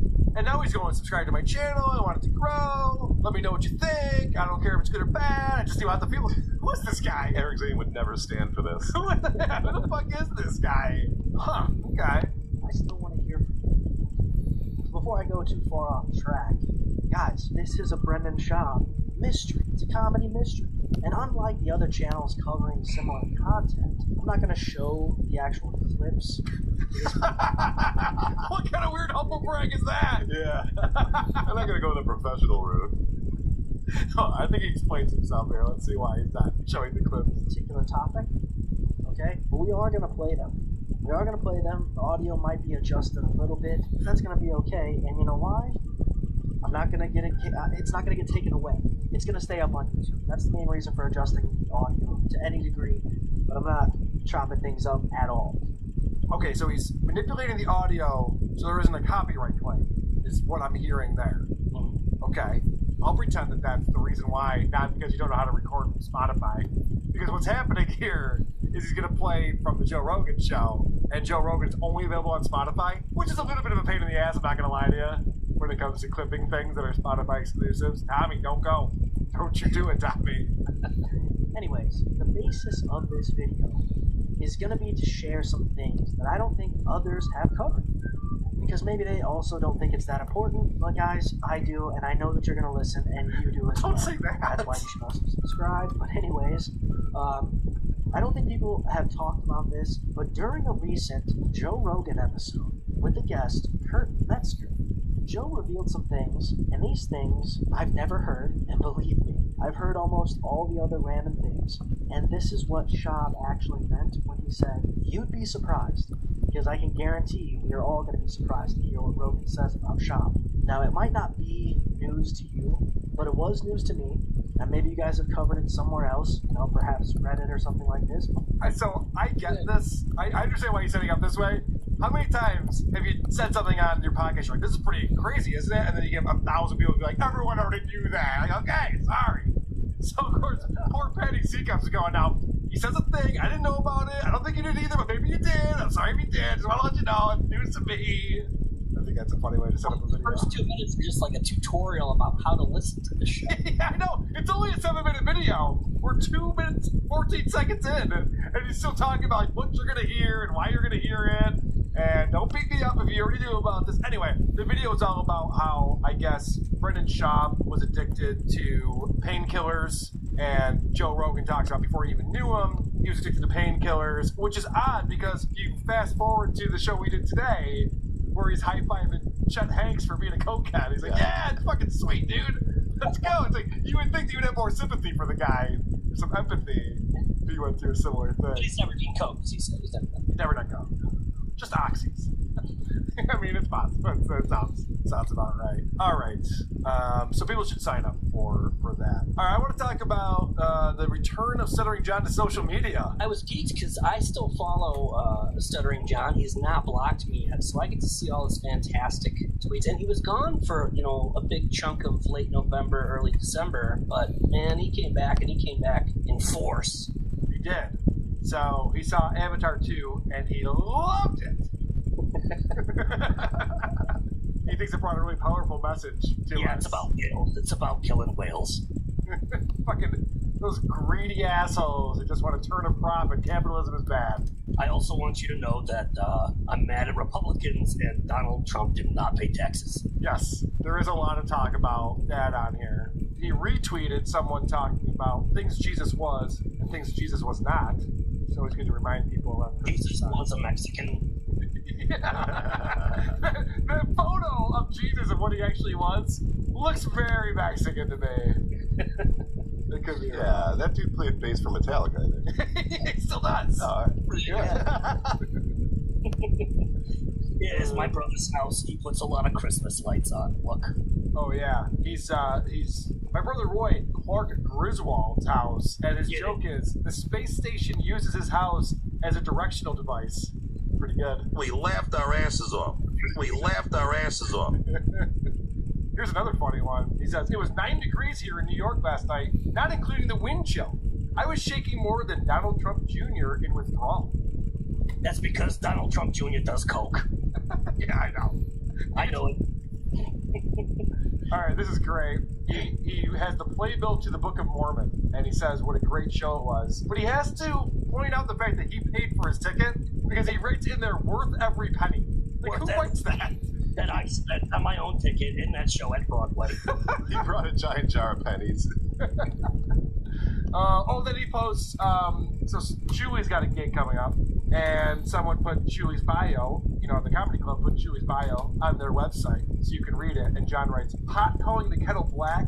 I think, though, Glory Days, one credit of note, LOL. First off, Glory Days is my thing, asshole, not Julie's. Just want to point that out. I hate that I have to keep saying, like, I know you're mad at Julie, but you should be more mad at me, but whatever. It's fine. But what's so funny about this bio is like, well, Julie gained notoriety and fame through the Howard Stern show, but it also talks about all the other things he's done. Jay Thomas show, he's been on comedy tours, he's doing the Uncle Rico show now, and of course, the BS show that he has, Miserable Men. So it's got all that stuff in this bio, and John acting like because he has 2 credits, anyone would care about, like, okay, you win, 2-1, good job. I have more. I was also in Dudes Where's My Car. Oh, right. So he posts this picture on here. December 23rd is just a still from the movie where he's behind the 2 stars of the movie. It just says, dude, all right, we remember, John. You had a fucking cameo in a movie. I just want you to know that I and Ashton Kutcher are friends. Yeah, we get it. Very good. I am glad that John's back on Twitter because he likes to post pictures of him drunk with his friends to prove that he drinks with his friends. Like, no, John, we know that. No one is saying you don't drink with your friends. No one's ever said once. They're like, what I don't think John's doing is going to bars and getting loaded with people. Oh, he looks shit-faced in that picture, too. It's terrible. He looks like he's 15 deep, and I believe the Shuli assassin is behind his right shoulder. Yes, correct. So this is the guy who came to rough up Shuli with his cane over here. John's got a pint of Coors Light. Actually, that's not a pint. That's a 20-ouncer, if not 24. I drink it. Yeah, it's almost empty. And you can tell John's holding court because he has to be in the middle with his arms around everyone. Like, yeah. They're holding him up. They're carrying him out. They're actively carrying him out. They're like, yeah, I got a camera. What? Let me borrow that cane. These are my friends since high school.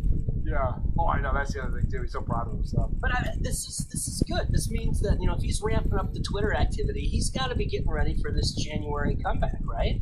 All right. I don't think so. I don't think he's coming back in January. I hear tell he's postponing it even more so. I know. He's very upset that Julie's making money off of him still. He really thought that this would die off and you just come back and I'm like, we moved on. We're all talking about Tommy from MSCS now. We don't care about you. But that hasn't happened, so he's very upset. So I'm going to be the person who tries to get him to come back by saying, John, we don't care about you anymore. We got Tommy from MSCS Media. He had on a guest, Andrea Ocampo, very cute Colombian girl. And Tommy is shot out of a cannon. He's very smitten with her on this intro. All right, we got Andrea Ocampo. Said it right? You said it perfect. Okay, so I'm on fire from the beginning. Right, scuba diver to Hollywood to Miami cheerleader to NFTs. And that's just off the top of my head. That was the best recap I've heard so far. Well, I appreciate that. Do you see what they did with Elon Musk today? We just saw it before. You know what? No, I've been in traffic. First of all, who is Elon Musk? What the fuck is that? That's how it comes out of that mouth. You're right, he looked smitten. He looked absolutely in love. I could see Cupid behind him. I know. I don't blame him. She's a very attractive woman. But I love that he goes, he's all proud of himself. He remembered the 5 things that she had done in her life. And rather than go right into that, so you got your start as an NFL cheerleader, instead he just goes, did you see that tweet that Elon Musk put out? She's like, no. Oh, check this out. Like, why? Why was that your first question? It's so bizarre. Doesn't even make sense. Oh, you were in traffic with your land vehicle?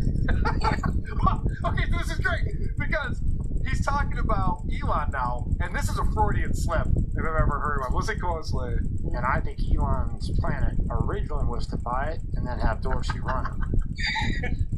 Elon's planet? He's trying to say Elon's plan was to buy Twitter and let Jack Dorsey run it, but I zoomed in on this guy. Listen to this. Elon's planet. Elon's planet? Does he know something we don't know? Confirmation alien. So then they're talking about accents. This woman's Colombian and she's been in the news media, and so they're saying, what can you get away with as far as accent wise? You used to be very strict on how you did things, and now they're looser about it. But who cares? That's not the point. The point is they switch over to the producer, and you have to take a look at the drawing next to him. They just wanted it like a standard clean accent. Yeah, right? standard clean accent. And now everybody's inclusive. We love everybody's accents, but back in the day, if you had an accent, you couldn't work. Wow. Yeah. When you were in the broadcast, do you remember that? Those kind of stuff? Yeah, well, I remember that. Like, it's weird. Like, I see, like, now, like, guys on TV, they got beard, they got some scruff. It's the mothership. There's a giant drawing of a flying saucer next to him. Completely out of context. Everything else is just curtains draped around. Is this like the truth hiding in plain sight that I've been hearing about? There's a heart around it too. Like I guess the mothership. And a signature. Oh my god, you're right. And a close-up. I didn't even see the heart around it. Yeah, and I think that close-up might have some of the lights for communication or something. That is so out of context and bizarre. I think someone wants to call home, if I'm not mistaken. Come find me. If this transmission reaches you, I'm on Earth. I'm stuck here. What the fuck? Elon Musk. Alright, so they're both very smitten with this girl. And what hot chicks do is they diffuse the situation. And you've seen this happen a lot. I had the opportunity to audition for the Miami Dolphins. It was Dan Marino's last year. I'm aging myself, but it is okay. He loves Dan Marino. Okay. Yeah, my fiance does too, so. Yeah, she brings up her fiance quite a bit during this. Yeah, you know who else likes Dan Marino is my fiance. Cool. That's right there is where I'm like, yeah, all right, well, I'm going to go talk to my buddies again. See ya. We're on a show. I don't care. Conversation's over. I'm just shows through the door. Okay. Have to bring that up. Sounds like a real cool guy. I'm sure he's awesome. So there's an ad, and these ads, they just cut in out of nowhere. They don't make any fucking sense. And if you remember, the last time we were talking about MSCS Media, he had a typo on the screen. And instead of saying description, it was missing the C and the R. And I was like, oh, that's weird. Like, normally typos aren't missing 2 of the letters that are in there. And I think that he thinks that's what the word is, because listen to how he reads this word. The link is in the description at the top. The link is in the where? The link is in the description at the top. So, apparently, he reads his own writing. It's not helping him. It's a second language. Come on. The link is in the description. He's from Pennsylvania, Brandon. Yeah, Pennsylvania of the Orion Galaxy. Yeah, like, he had a great ISO. I'm not the brightest crayon in the box. Yeah. My favorite. Even though that's not a real phrase. But I couldn't even clip it because he says I'm not the brightest crayon in the boss. Right. He doesn't even have the X on it. He does talk very strange. He's amazing. This deception, I just can't make. All right. So then, hopefully you're ready for it this time, Brandon. They get into some Britney Spears discussion here. Britney Spears, she was actually my grad night performer before she hit it big. I'm so aging myself. Because she's back around going nuts again. Yeah, she's back around going but nuts. But that's not her. That's her family. I mean, anybody. What a jerk her dad is, huh? You know what? It's like a train wreck. I just hope she's okay. Isn't that weird? Yeah, I mean, your dad's still control. You got to fight for your own money at 40, 35. I mean, honestly, no wonder she seems so strange. Anybody would be traumatized. Anybody would be losing their mind. It's really sad that she's become, not only a statistic, but it seems like she still has not been able to get out of whatever we're seeing. That trap, and the thing, and we're only hearing about the money. Oh yeah. Now imagine how much he pushed her as a young girl to get popular, and of course, and then we see her concerts now, and then like the things that we know it's devastating to know that poor girl is still going through it. Yeah. She's fooling the space alien, Brandon. So that's good. I love him. He's my favorite. This is bullshit because I hate to see that all these people fall for that garbage. And if you want to see how Britney's doing, just go to her Instagram and she'll show you her tits, and then you'll be like, oh, she's doing fine. And then you'll read what she wrote, and you'll say, Jesus, she needs to go back into conservatorship ASAP. Well, that's the funny thing about it is they're trying to give her a pass. Like, well, yeah, of course she's acting manic, but it's because her dad did so much damage for so long. It's like she needed her independence sooner. Oh, okay, yeah, feeding Mountain Dew to babies is definitely something that we should just leave alone. Just, you're fine. You'll figure it out. Those human eyebrows are just jumping off his face, aren't they? Seriously, I think he forgot to drip the gravity juice on him or something. Those things are floating. It's bizarre. Yeah, I think he did forget the gravity juice today. That's a good point. Now, Tommy is dumb, but he's also stupid. He's talking to her because she was a Miami Dolphins cheerleader, and he thinks that dance choreography is the same as game planning. I'm not kidding. Now, how does that work? Is there different choreography for each game? So if they're playing, say Miami's playing Tampa this Sunday, and then 2 weeks from now there's a home game and they're playing Buffalo. John, think they play? I don't think. Now, what did he think she was going to say? Like, oh yeah, well, back then Buffalo had a good running game, so we'd have the big girls in the front dancing to the choreography to stuff the run. We're like, what? Why would that choreography change for the opponent? Yeah, when Buffalo comes to town, we bring out tables, and then, when they lift us up in the air, we just fall right through those. Okay, that would be funny. That's not a bad idea. As if the cheerleaders would have their choreography based on the opponent. Dude, as if the cheerleaders even know who the opponent is. I think it's news to them when they get there. Oh, look, it's the visitors again. We keep playing the visitors. They're up there on the scoreboard. Tommy's interested in the visitors. Aren't there other teams? I'm the visitor. Not to mention, she continues to what she calls date herself. By the way, when she was a cheerleader in the NFL, that was during all. I mean, we've seen all these investigations over how they treated them back in the day. Those cheerleaders got nothing. They were forced to sell calendars in the parking lot before they could even go into the stadium. So yeah, they weren't focused on who the opponent was. They just did their thing. We literally don't have the Buffalo Jills anymore. Buffalo used to have cheerleaders, which is, by the way, a dumb thing anyway, because they had to dress in layers. It's pretty cold here. I don't know if you've seen the news the last 2 weeks. So it's crazy because the Buffalo Jills were like, they're not paying us shit. This is ridiculous. We want more money. And they went, we'll just get a marching band. Like, they literally just went, all right, there's the door. Bye-bye. And now we just have a marching band instead. And by the way, no one cares. We know how to cheer for the Bills. We don't need someone to, they're telling us to cheer right now. Oh, good play. I wasn't going to, but okay. But if you say so, Brittany. Carl, here in Detroit, we didn't have cheerleaders for 40 years or whatever, and every single year people would complain about it. We finally got them 2 years ago, and no one cares. No one gives a shit. No, it's the NFL. Cheerleaders are needed in high school. They're not needed in the NFL. We get it. So this is interesting because Tommy wants to ask her football questions, which is a bad idea. but also Tommy doesn't know how to even ask these questions. Right now, who's the GOAT? Quarterbacks, who's the GOAT? Right now, I'm not really following our Dolphins. I really like our new coach. That's the person I cannot take my eyes off. He reminds me of Mark Anthony. All right, first off, perfect chick answer right there. She's like, I don't know, but the coach is pretty hot. So there's that. All right. Now, the problem with that question is right now, who's the GOAT? GOAT means greatest of all time. Yeah, but right now, who's the GOAT? Not yesterday. That's the fucking point. That's how the greatest of all time works. Idiot. And when it comes to Miami, she already mentioned it when she first brought up her, starting when Dan Marino was the quarterback. Right, if you're going to talk about, he was talking about, I think, all teams. If you're going to talk about the Dolphins, I think it's pretty unanimous. We'd all say it was Dan Marino.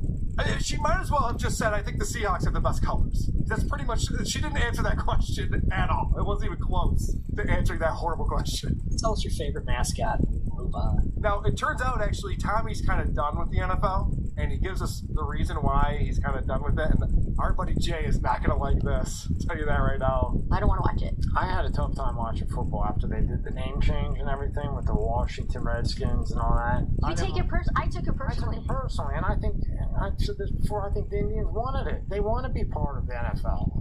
What are they, the Washington team or Commanders? The Commanders? The Commanders? Commanders. I thought it was the Washington team, now the Commanders. And it's just a lot to keep up with. It was never the Washington team. It was never the Washington Indians either. I love that. He goes, what's the fun about Redskins? I think all these Indians want that name. Like, well, okay, well, Native Americans. Fucking hilarious. He's just getting up to speed on everything that's happened in the last 500 years of this world. He's trying. He's trying, for sure. What a weird reason to stop watching football. Oh, they changed their logo in Washington? I'm out. No longer care. All right. I'm excited to say we have the return of our review girl who's been, wow. People are enjoying the Patreon this month.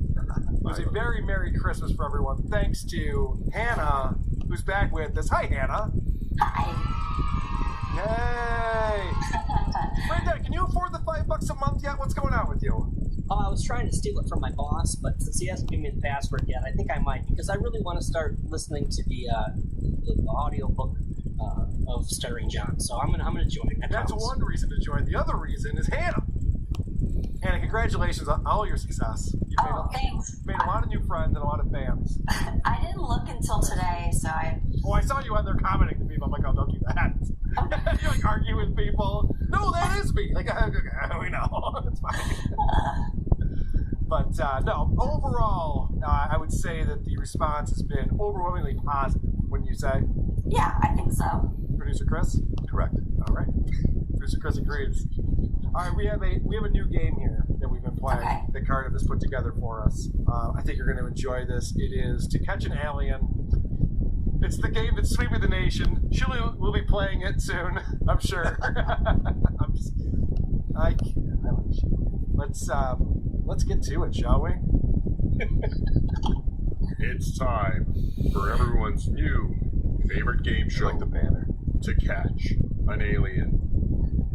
Are you ready to play To Catch an Alien? That's why Hawaii's a chain of islands, because the plate's moving, but the lava just keeps coming up in the same spot. And when you say plate, what do you mean plate? Tectonic plates. What is that? Tectonic plates are, so there's like, let's just say 10 or 12. My earth science teacher from high school is going to see this and tell me. But tectonic plates are literally just floating islands of Earth around the Earth's core that are either colliding or going above and below each other. Oh, wow. And supposedly... They're like flying saucers. And they're like hitting each other like flying saucers crashing into each other. Oh, why'd you say that in the first place? Like if you look at Mars, like they say tectonic plates are one of the reasons we have water. And it looks like Mars used to have tectonic plate activity. And that's when there used to be potential life on Mars, right, is what Elon Musk would say. So the goal is you nuke Mars, you bring atmosphere to it, and hopefully one day, if life's able to get on there, maybe tectonic plates start moving again or something like that, right? But it's interesting. Because you would have to nuke Mars to get that going again, right? You would nuke Mars with the hope of either creating an atmosphere, and then the atmosphere would create habitable life. I don't know if that would make the tectonic plates active, but it's weird. Earth science like that is like crazy. So then, do you think that these tectonic plates and the movement of all these little islands moving around are the result of 7, 8, 9? How many Graham? Like 11 ice ages that we know of now. Do you think that's what these things floating around are from? That's a good question.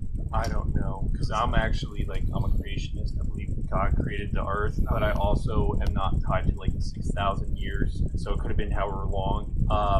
So I think tectonic plates have technically been around for however long Earth's been around. All I know is that apparently, which ice age were they developed in? Say to the question, asshole. Yes. If you don't have tectonic plates, you can't have sustainable life. I think that's right. I think that's pretty important. Which is weird because you're like, what? But that's how you have volcanoes under the ocean and stuff. Like there's more volcanoes under the ocean than there are above the ocean. That we don't even study or look into, and it's only our fucking history. So you didn't know about tectonic plates? No, I mean I knew what volcanoes were, but never what a tectonic plate was. No, I've been going down this whole pyramid path. You know Pangea? Yeah, kind of. That's because of tectonic plates. So the Earth, all the continents used to be one, and you've seen GIFs where it expands. That's the tectonic plate movement. So now the tectonic plates moved apart, but now they're actually moving together. So the Atlantic Ocean is shrinking, and the Pacific Ocean is growing. And so we're eventually all gonna collide again, however many freaking million years from now. Oh, I forgot we were playing a game. To catch an alien. What did Tommy say next? Holy shit. Here are your choices. Number 1, which has happened a gazillion times anyway. B, what happens to the plates when they collide? Do they break? 3, can you see the plates if you dig deep enough, or are they invisible? Next, will that be better or worse for climate change? Because I'm not sure. Lastly, you say millions of years from now, but could it happen sooner? Can we stop it? To catch an alien. God damn, this is hard. This is such a hard game. What was number 1 again? There's something like a gazillion. It's happened a gazillion times. I like that one. I like Tommy saying gazillion times.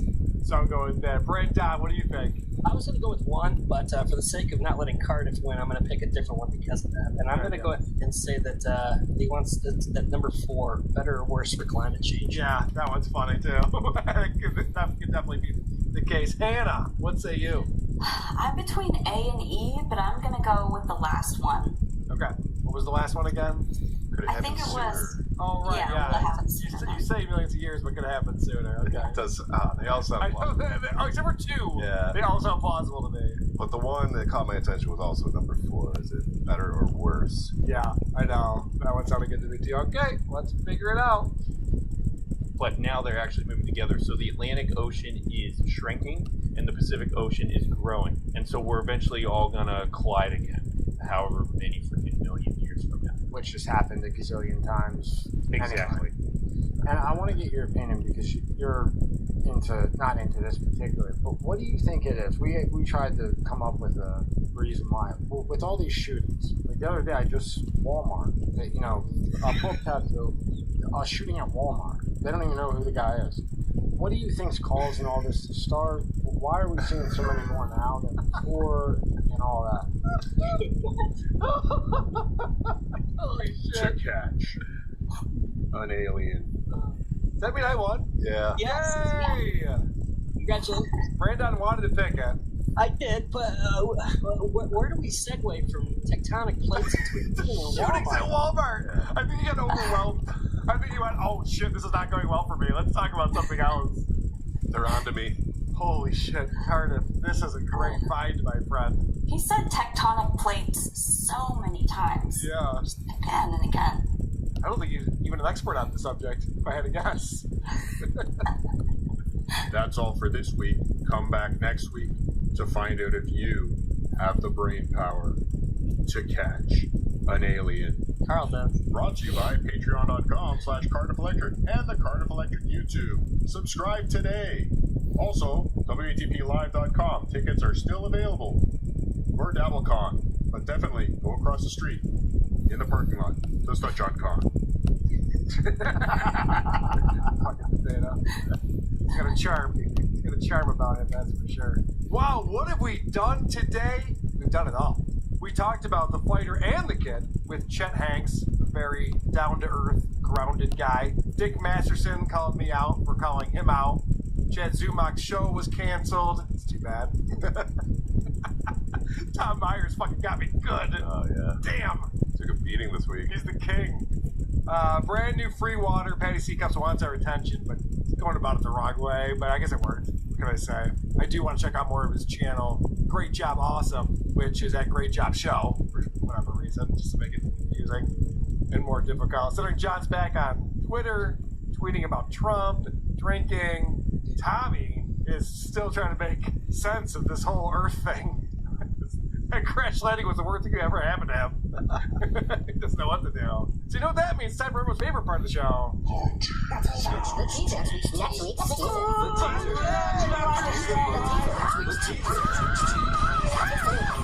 That's right. This is the part of the show where we play a clip from the podcast that we'll be reviewing on the next episode of Who Are These Podcasts, which we'll be recording on New Year's Eve. Should be out on New Year's Day, if I'm not mistaken. And I would know.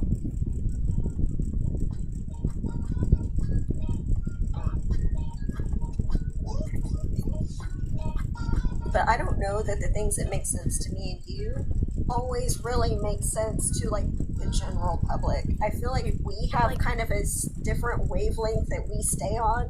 Yeah, but like, let's be real. We didn't start the podcast about like what everybody else wanted. We started the podcast so you and I could, one, see each other more than once every 3 years, and two, so we could talk about things that like interested us. So whether that means purely selfish reasons is what you're saying. This was not altruistic or we're not like knowledge we didn't impart on anybody else. I mean, This is really just for we feel that we have knowledge, but at the same time, it was very selfish, and that we just thought this would be fun and cool. Yeah.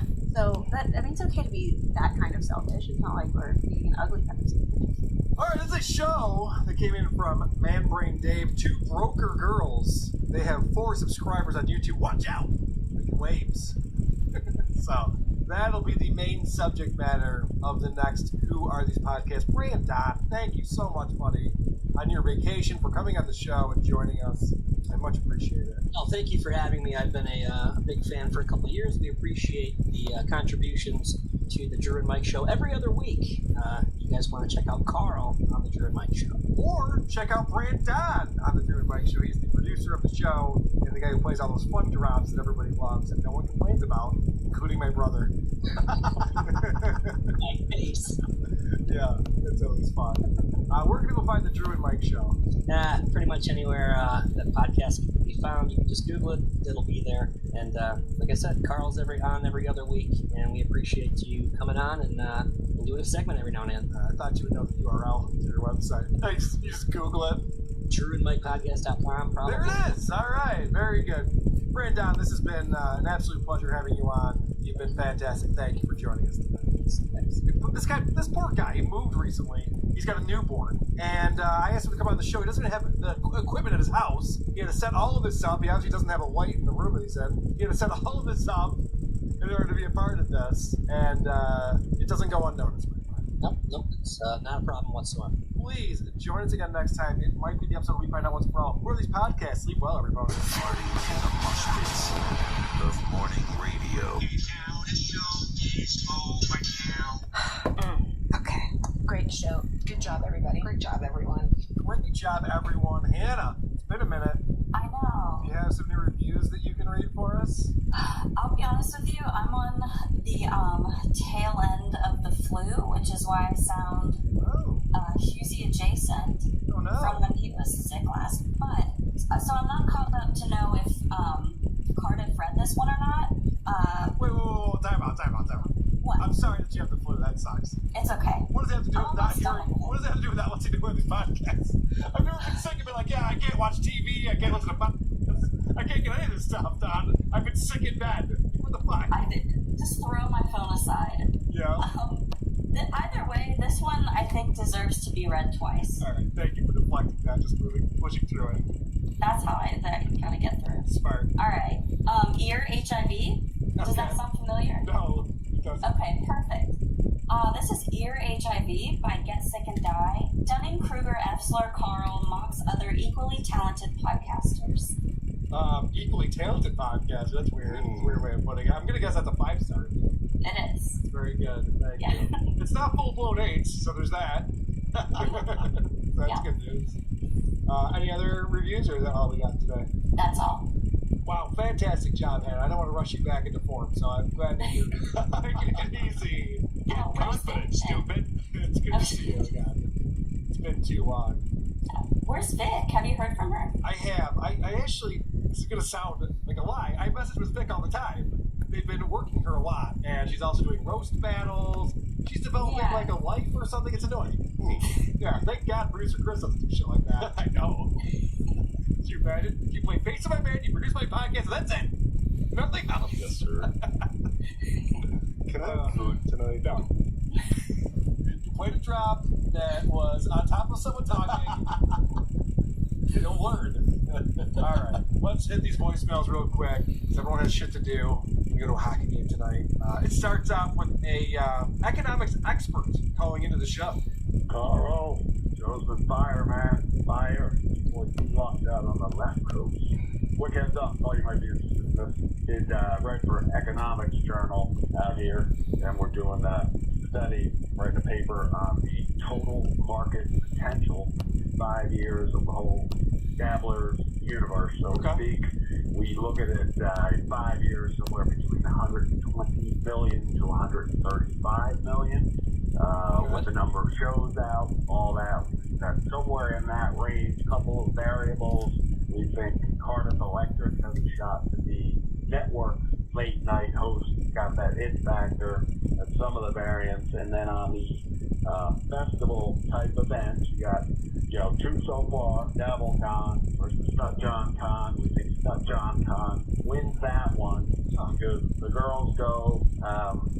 Basically the guys are going to go where the hottest girls are. The hottest girls are going to go where Cardiff is, obviously. So that's one thing. And then also, we think it's basically Coachella type situation without having to pay the bands. And then we were thinking, I don't know if Stuttering John listens to this, but if he could just get a 10% royalty on all this, he's looking at $1 million plus a month in royalties. So John, if you're listening, man, you're missing out. If you could just get 10%, even 5%, $500,000 a month, you live in Lloyd's, man. You're living pretty good. All right, show, Carl. Thanks, buddy. I'm excited. That's a very optimistic forecast. I'm excited about that. Troy Smith has a funny name. I don't think I've heard that one. Rochella. It's a pretty good name for Stutter Slam or DabbleCon or StutJohnCon or whatever the fuck is going on there. Very cool. Yeah, I think that's what John wants, the percentage of the proceeds. So let's keep growing the Dabbleverse. We'll see what we can do. We got to keep John happy, obviously. We don't want him to have too much money. We want him to stay healthy. Yeah, right. You got to. Hey, this is exciting. Hannah, you'll be excited about this. Ween called into the show. Oh, really? This is the first time Ween has called in. Why? Carl, you both-footed fuckface. This is Ween again. Yes, both of us. This is what we sound like. How the fuck did you not pick Buddy Holly as the Chad Newmark winner? You didn't even put it in the finals. Chris had to tell you to put the REM song in there. This is the best one you fucking played. Horrible, man. Terrible. By the way, we're trying out our new character. It's called Talk Practice Guy. Talk Practice. I'll be back. Yeah, the Jumpers Jump guys like to practice talking. They go to talk practice. Every day they try to practice talking. Does he think Buddy Holly's by Ween? Oh shit. That's a good question. I didn't pick up on that. Yeah, because the Ween song was the one that won. You'd think that Ween'd be like, cool, I agree. And this other just like, why not Weezer? I think he's thinking Weezer. Yeah. Why do people get that confused? They do. It's interesting. All right. Well, thank you for your call. Either way. I know it's very subjective when you do a song parody contest, who the winner turns out to be. You don't have to pick a Ween song to win, people. I promise you. Sometimes it helps. All right.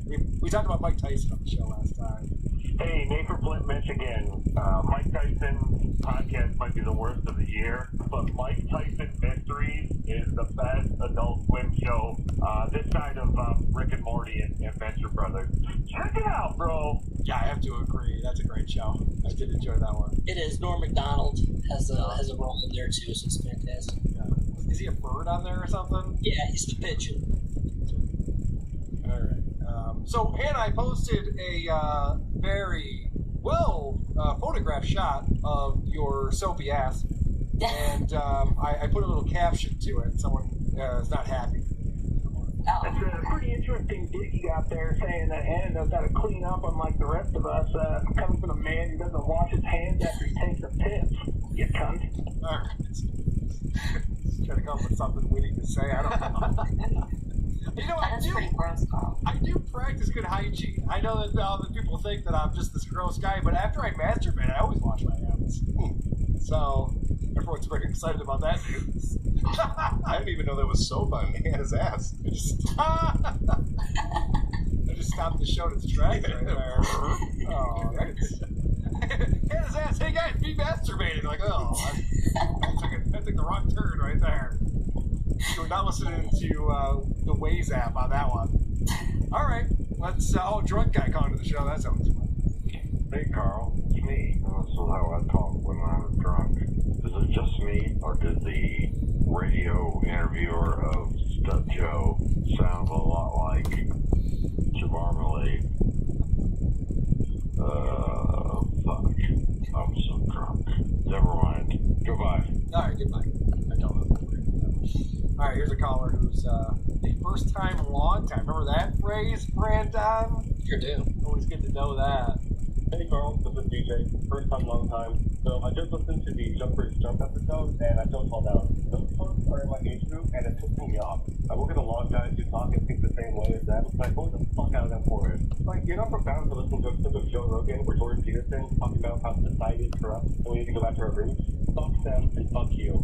Alright, love you. I'll be back. Fuck them and fuck me. I think I also thought they were idiots, sir. What did I do wrong? Can't win on this show. Well, I did win today! I can win on this show! Yay! Right. Oh, this is interesting. Producer Chris, your computer called in to the show. Hello, this is producer Chris's computer. Please help me. I have several viruses. Please take me back, Carl. You were much better to me. Fuck you, bye. Okay.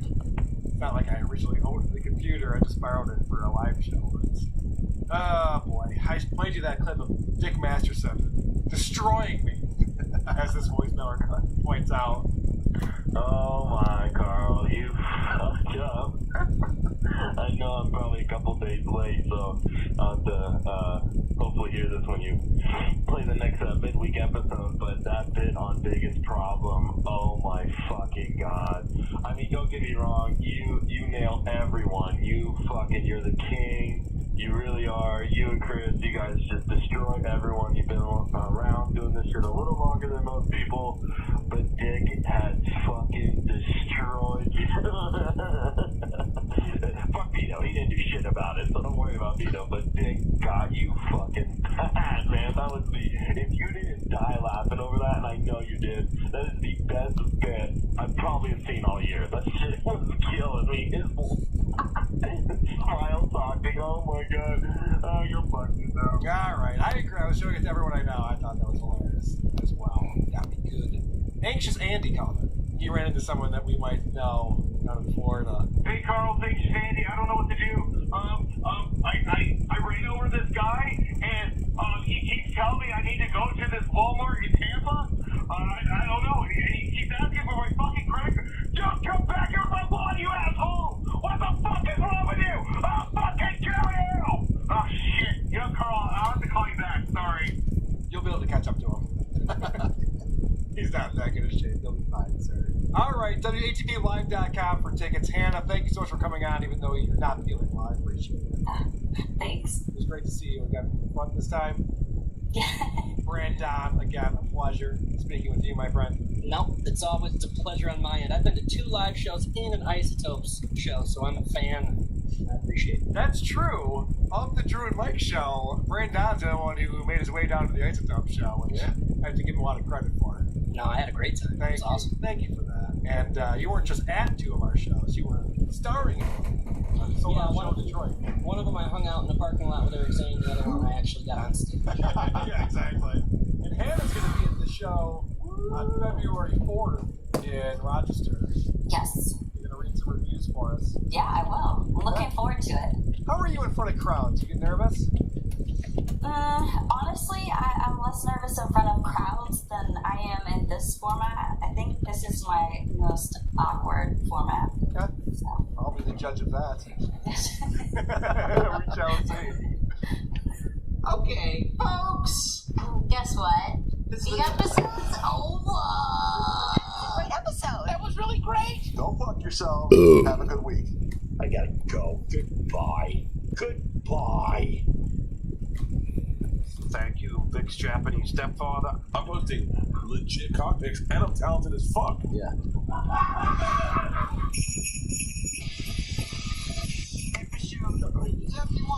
Are you a boner guy? You know what? I miss being. What are you talking about? I'm the one who should apologize. What a dick.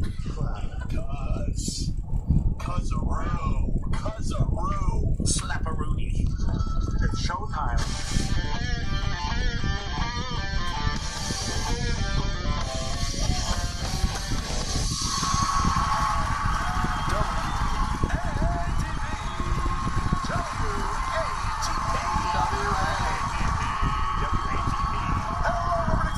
Welcome to another episode of Who Are These Podcasts, the only show that always claps for our overlord, Volodymyr Zelensky. I'm your host, Carl. With me today, he's short on pizza breath. It's Vinny Paulino. Hola, tripos and Excelsior, true believers. Also, his favorite cookie is Chips Ayo. It's Croach. And the man who delivers malt liquor to the hood 40 ounces at a time, it's Trucker Andy. Let's talk shit. Let's talk some shit, please. Go to whoarethese.com, get our email address, voicemail number, link to the subreddit, link to the Discord server, link to our merchandise, link to our YouTube channel, and that link to Patreon and Supercast, featuring 2 exclusive bonus episodes every month. And you can watch the unedited live show whenever you want, especially live. It's a great time to do it. Chat away. We will be distracted by it. Tickets are on sale for DabbleCon. WATPlive.com, a whole weekend of Stuttering John hilarity. Stutter Slam is on February 3rd and 4th in Rochester Comedy at the Carlson. Shuli Egar, Bob Levy, Mike Morris, Chrissy Mayer, Anthony Cumia, Vinny Paulino. I was a Vinny Paulino. Paulino is Vinny Paulino. Holy shit, I would have jacked up the price of the ticket. Now I'm in.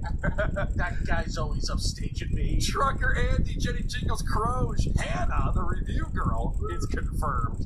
Producer Chris will probably just be like hanging around somewhere. You can see him there. So definitely want to get down to DabbleCon. Go to WATPlive.com to get more information about the events and to purchase tickets. Also, we encourage our listeners to give us a 5-star review on Apple Podcasts and then shit all over us in the comment section. Today, we'll be competing to determine which podcast that we reviewed in 2022 was the worst. This is the show format that saves me a ton of time on prep. Let's get into it. I am going to start things off, everybody, with one of our favorites. Thank you, Stuttering John, for introducing us to Tommy from MSCS Media. That is who I am bringing today as my. By the way, you will be able to vote on who brought the worst podcast of 2022. And I watched an episode of Tommy talking to this guy, Magic Jack. He's a magician down in Florida. And we get off to a really good start. You know, it's always good to start by saying, "Are we starting?" It's always a good way to start things. And listen to the introduction he gives to this guy. I can tell he's a big deal. All right, you ready? Yep.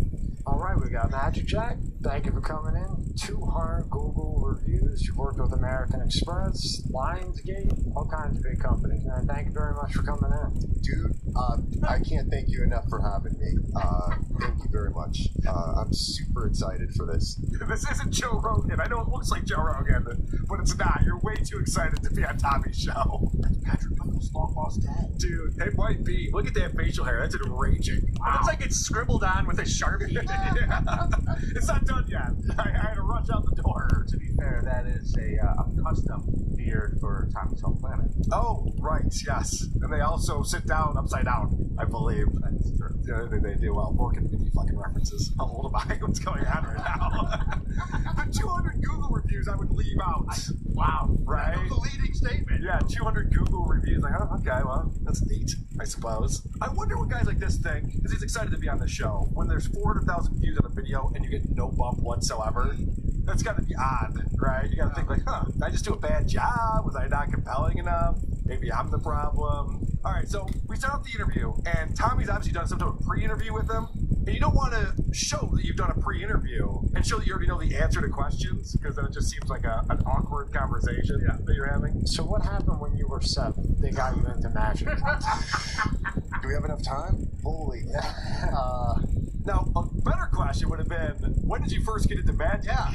And then you could go from there, from the, I was 7. So this guy explains that his parents owned a costume shop, and then they expanded, and they had a magic shop in the costume shop. And this blows, I guess in his planet, they don't have magic shops, because Tommy's very confused. They have a logic shop. About this. What is a magic shop? Like, when I hear magic shop, do you know what a magic shop is? Like, I have no idea what a magic shop is. Yep. All right, Tommy, do you know what a grocery store is? Like, I think he thinks it's a store that's actually magic. Like, it just appears out of nowhere one day. What is a magic shop? What does he think they sell at a hack store? Yeah, right.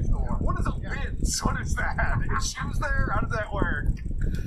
So then he has to explain to him about what a magic shop is and how it sounds like magic tricks and stuff. So then our boy Magic Jack here tells us a little anecdote. Funny story. Let's fast forward real quick, and we'll come back. Sure. But I have a friend who passed away. His name's Danny. Sorry to hear that, man. Yeah, we miss him, man. He passed away a couple of years ago. I accidentally cut him in half. Well, why would you say funny story and follow it up with having a friend who died? Yeah. You don't have to bring up the fact that he's passed at all. You can just say this guy's great guy. Well, we got to hear the rest of that story. What happened? I'm sorry, Vinny. We're not gonna slip on a banana peel. What the fuck happened? What's so funny? We're not gonna hear any more of that story, unfortunately. Get out of the street jacket in the drowning tank. Yeah. Well, they do get into like some of the stuff that David Blaine does. That's very scary, and it could be dangerous, obviously. Now, as a magician, like, how dangerous is the things he does? Super dangerous. I mean, obviously, he must practice that a gazillion times. Well, you could get a paper cut doing a card trick. So don't try to do jokes with Tommy. They're always lost on him.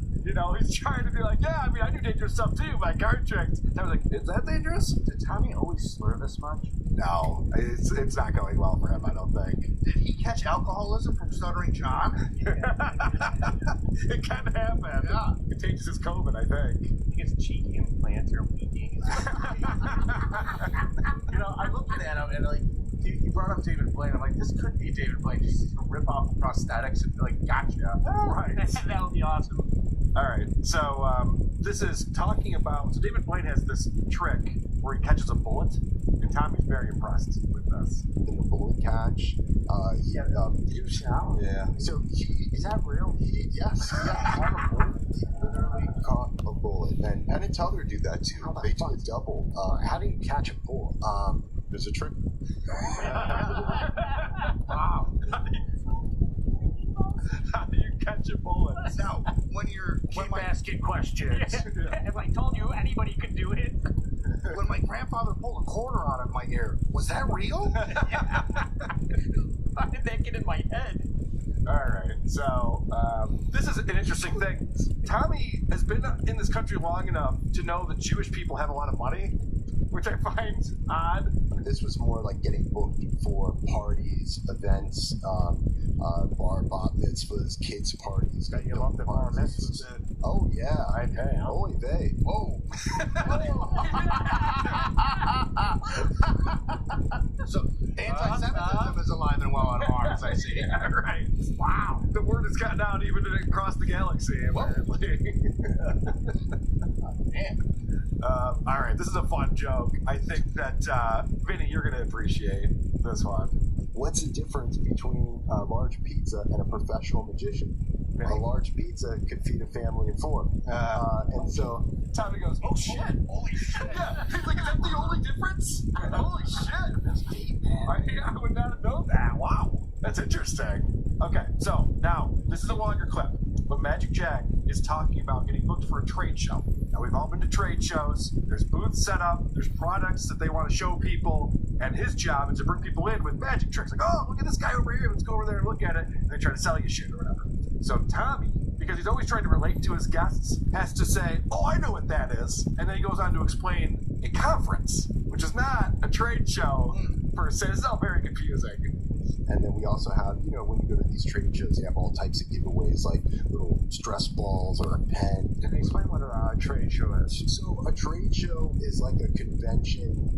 Like if you were in insurance, you'd have a conference where they'd have, you know, maybe 50 different insurance companies in a convention center, and they're all trying to either get customers or find business some way or another.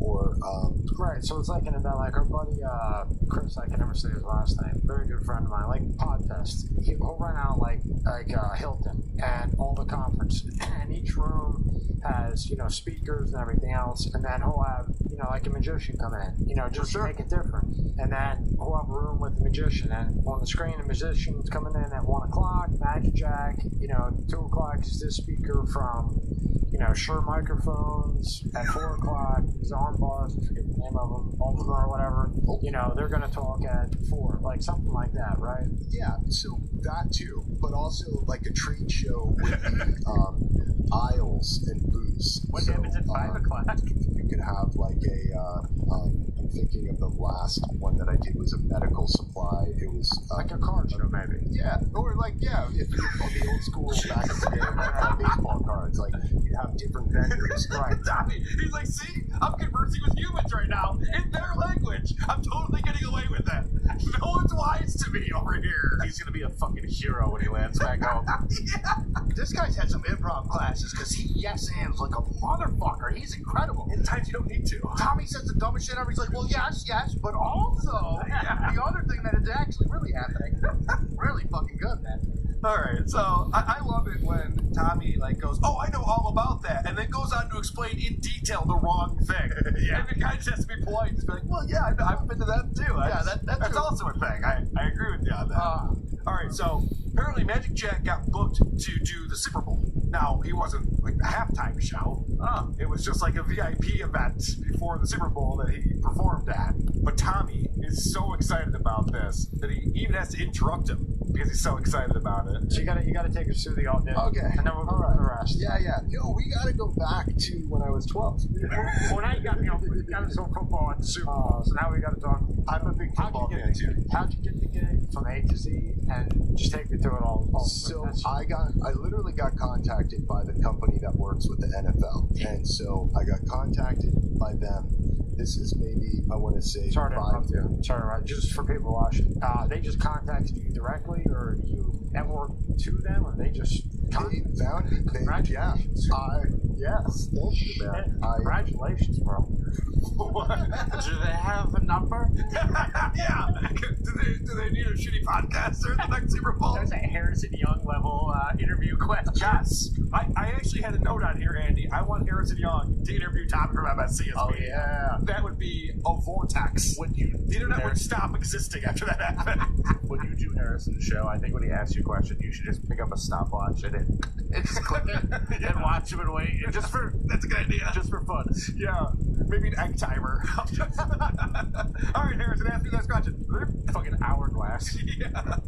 All right. So this is really an interesting thing. So the reason why he just interrupted him was to say, did they contact you directly? I don't know why he asked that. He's talking about whether he has like an agent or a manager, I think, is what he means here. Because listen to this dumb bullshit. They'll just pay you, an average fee. And then once I found out that, I'm only getting a third of what is really, Oh, you found out about the layers. Oh, I found out about the layers too about 7 months in. Oh, yeah? Oh, yeah, so I want you, right? Yeah. Okay, well, there's 7 guys before you, and the 7th guy that I'm talking to doesn't even know who you are. They just know your name. The 6th guy, the 5th guy, the 3rd guy doesn't even know who you are.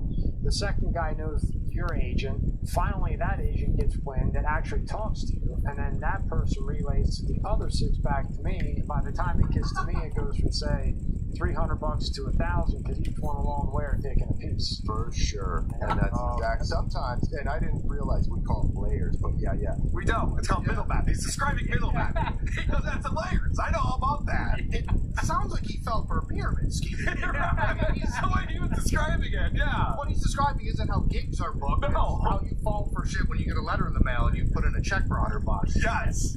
I don't want to get anti-Semitic, but all these middlemen, you don't them all. Then the protein shakes get delivered to my driveway, and you get to come do my show. Yeah.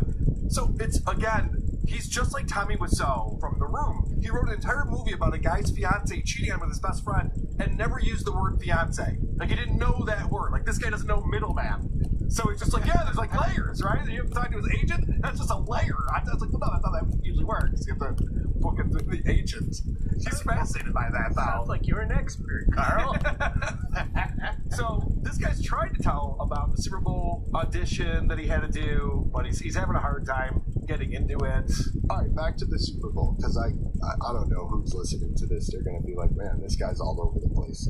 It's not your fault. Yeah. Magic Jack, you look like a clown. This is not your fault, okay? Tommy is a terrible interviewer. I think he's an inverse clown. I think the birthday clown makeup makes it so he can't grow the facial hair there. That might be it. And that's why he looks like that. Yeah, K-Rum in the Discord says it looks like one of the rich people in Hunger Games. The way he has his facial hair. It's pretty fucking ridiculous. All right, so now let's talk about Tommy's so excited just because he heard the word Super Bowl. Yeah. Like, literally, this has nothing to do with the Super Bowl. He just got booked for a gig, like he does all the time. And so Tommy wants to know, yeah, but what tricks did you do at the Super Bowl? Did you make Tom Brady throw an interception? Like, what was the trick? You did, 'cause I watched that game. What happened? If you Super Bowl. Okay. What tricks did you do? So I created a couple tricks, especially just for the Super Bowl that were like football related, and really just my normal, the same stuff I would do, my strolling magic stuff. Magic with. You're really not going to tell me what you did at the Super Bowl? Well, I mean, I did a card trick where the card ended up in my shoe. I mean, there's like several tricks. That's that what I want to know. Yeah, well, I will show you some magic here. I'm kind of like a show don't tell with magic, you know. Wow. I mean, that's the way to do magic, is to do it and not describe it. Tommy doesn't understand. He's like, no, but tell me specifically the trick that you did. It's like, that's not what's impressive about magic. Yeah. I don't find someone who just came back from a magic show and go, tell me every trick they did. Yeah. So I made somebody draw a card, and then I guessed that card. Isn't that amazing? I knew which card it was. Yeah. It was in a sealed envelope, but I had the card. It was amazing. What a fucking asshole you would sound like describing a magic show. And then he pulled it out of his sleeve. Huh? Yeah. And we were all like, whoa. Guys, Roj, describe an isotope song to me. Yeah. Well, then we catch a bullet. Really? Oh, yeah. Yeah, we catch bullets all the time. So this is interesting because what Tommy decides to do is not have the magician who's right there across from him perform tricks, rather go to his Instagram page and show videos of him performing tricks while he sits there and watches them, but not like zoomed in so you can see what's going on. Very small in the corners of the video. We can watch his magic. If you're listening to this, make sure you go to Spotify and watch it in video format because that one got me. Yeah. So he just got done watching a trick, and I was like, I don't even know how you did that. Like, wait, that's how that magic works. And if he did, this guy wouldn't be very good at it. And Tommy goes, you guys are going to have to want to watch this. He doesn't say go to this guy's Instagram page and watch it. No, go to Spotify and watch the video of him watching it. Yeah. That's what he's telling you to do here. I was looking for sleeves to see if he had sleeves on. I was looking everywhere, man. Thank you. To me, I'm watching. I can't watch myself. I'm like, oh my gosh, it's so long. Show us another good one. That one was good. Yeah, he literally just said, can we not sit here and watch videos of myself? Tommy goes, yeah, no, let's do it. Let's keep going. Coin trick right there on top. That's pinned to the left right there. So weird.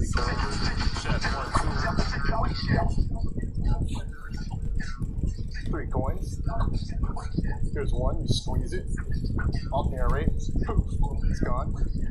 2 coins left. Keep your eye on the coins. There's.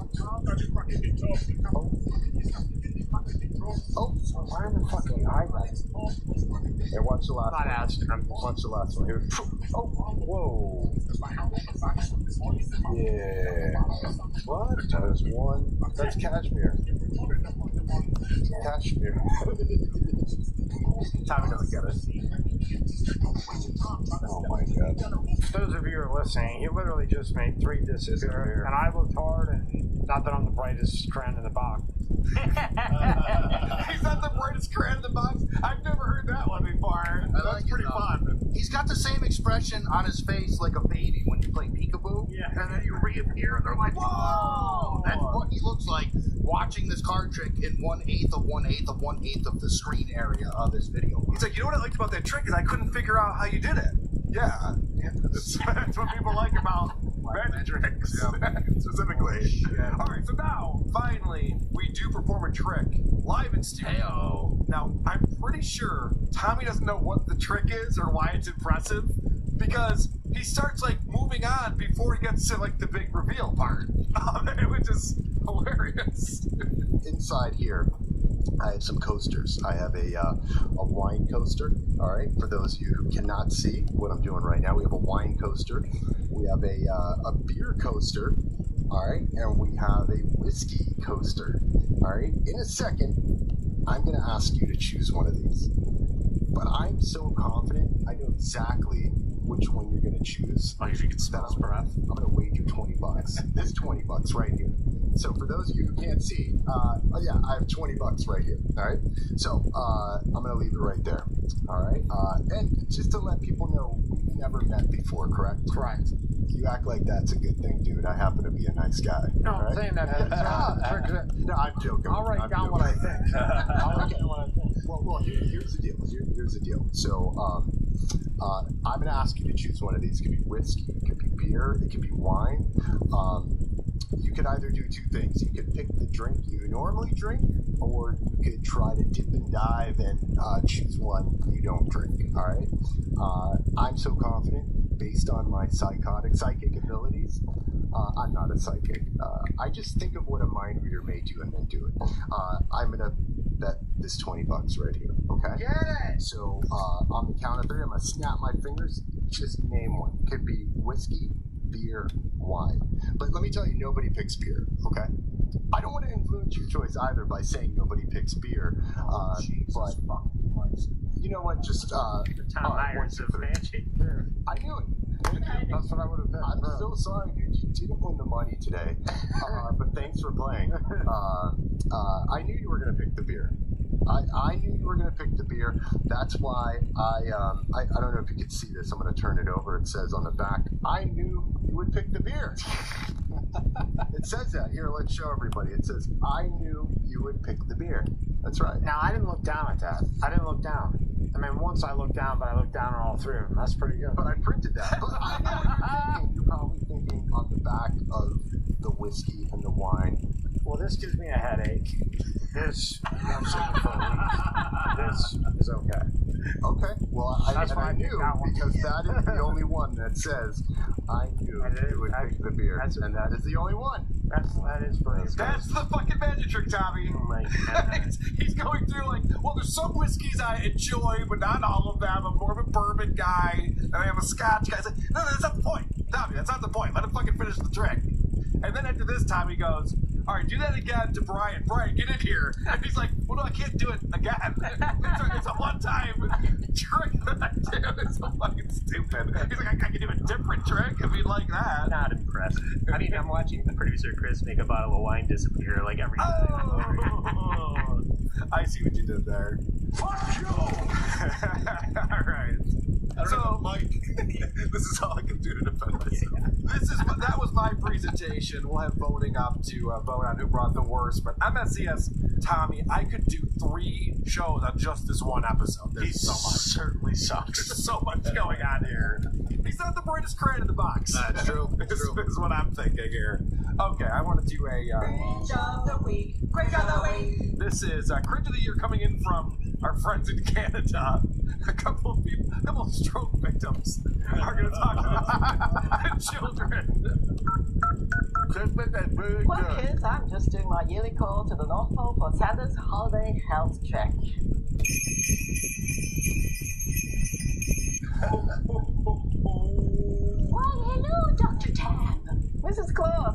to see you again. Where did Santa go?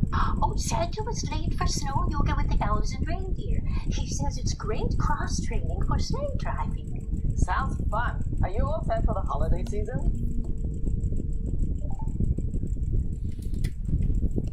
Of course, I must say, Dr. Tam, it just warms my heart to see everyone in Canada, especially kids, working so hard to keep the holidays safe and cheerful for all. So am I, Mrs. Claus. Every child in Canada has definitely earned a place on the nice list. Their parents and caregivers too. It's been a tough season with lots of viruses making people sick. Thankfully, Santa and I are feeling as healthy as ever. We are both up to date with our vaccinations, including COVID boosters and flu shots. That's so good to hear. I always tell Santa to make a list and check it twice. 1. Stay up to date on your vaccinations. 2. Wear a mask in crowded indoor places and make sure it fits nice and snug. 3. Wash your hands to the tune of jingle bells, jingle all the way. Great advice. Great advice too. Also, you can be sure to stay at home if you're feeling sick. And if you're gathering indoors with other people or else, open a door or a window for a few minutes at a time to let in some fresh air. The more items you check off the list, the more protected you are. Yes, you can think of it like decorating a tree. You need tinsel, lights, ornaments, and a star on top. The tree is at its best when all the decorations are up and nicely layered. Thanks, Mrs. Claus. Happy holidays, everyone. Thanks, Canada. Like, oh, Canada. Well done, Canada. Now I know. Wow. All right, we're going to go in alphabetical order, which means Andy is up next to present. What did you come in with, Andy? Well, I mean, you picked somebody that could actually speak and talk English. I had to go with hotboxing with Mike Tyson. All right. Just like runner-up. Yeah. You might have me there. Okay, so in my clip 1, this is Mike interviewing the rapper DaBaby. Okay. And this is just the way he kicks it off. Basically, the same way Tommy was like, just tell, who are you and what do you do? Who's your daddy and what did you do? Like Harrison Young. Yeah. Tell me everything from the beginning and just say everything that there is going on, and I'll interrupt you if I need to. Yeah, people want to know, not me, but these other morons. Welcome to another episode of Hotboxing. I'm Mike Tyson, and today we have international rap superstar DaBaby. So, how you doing, bro?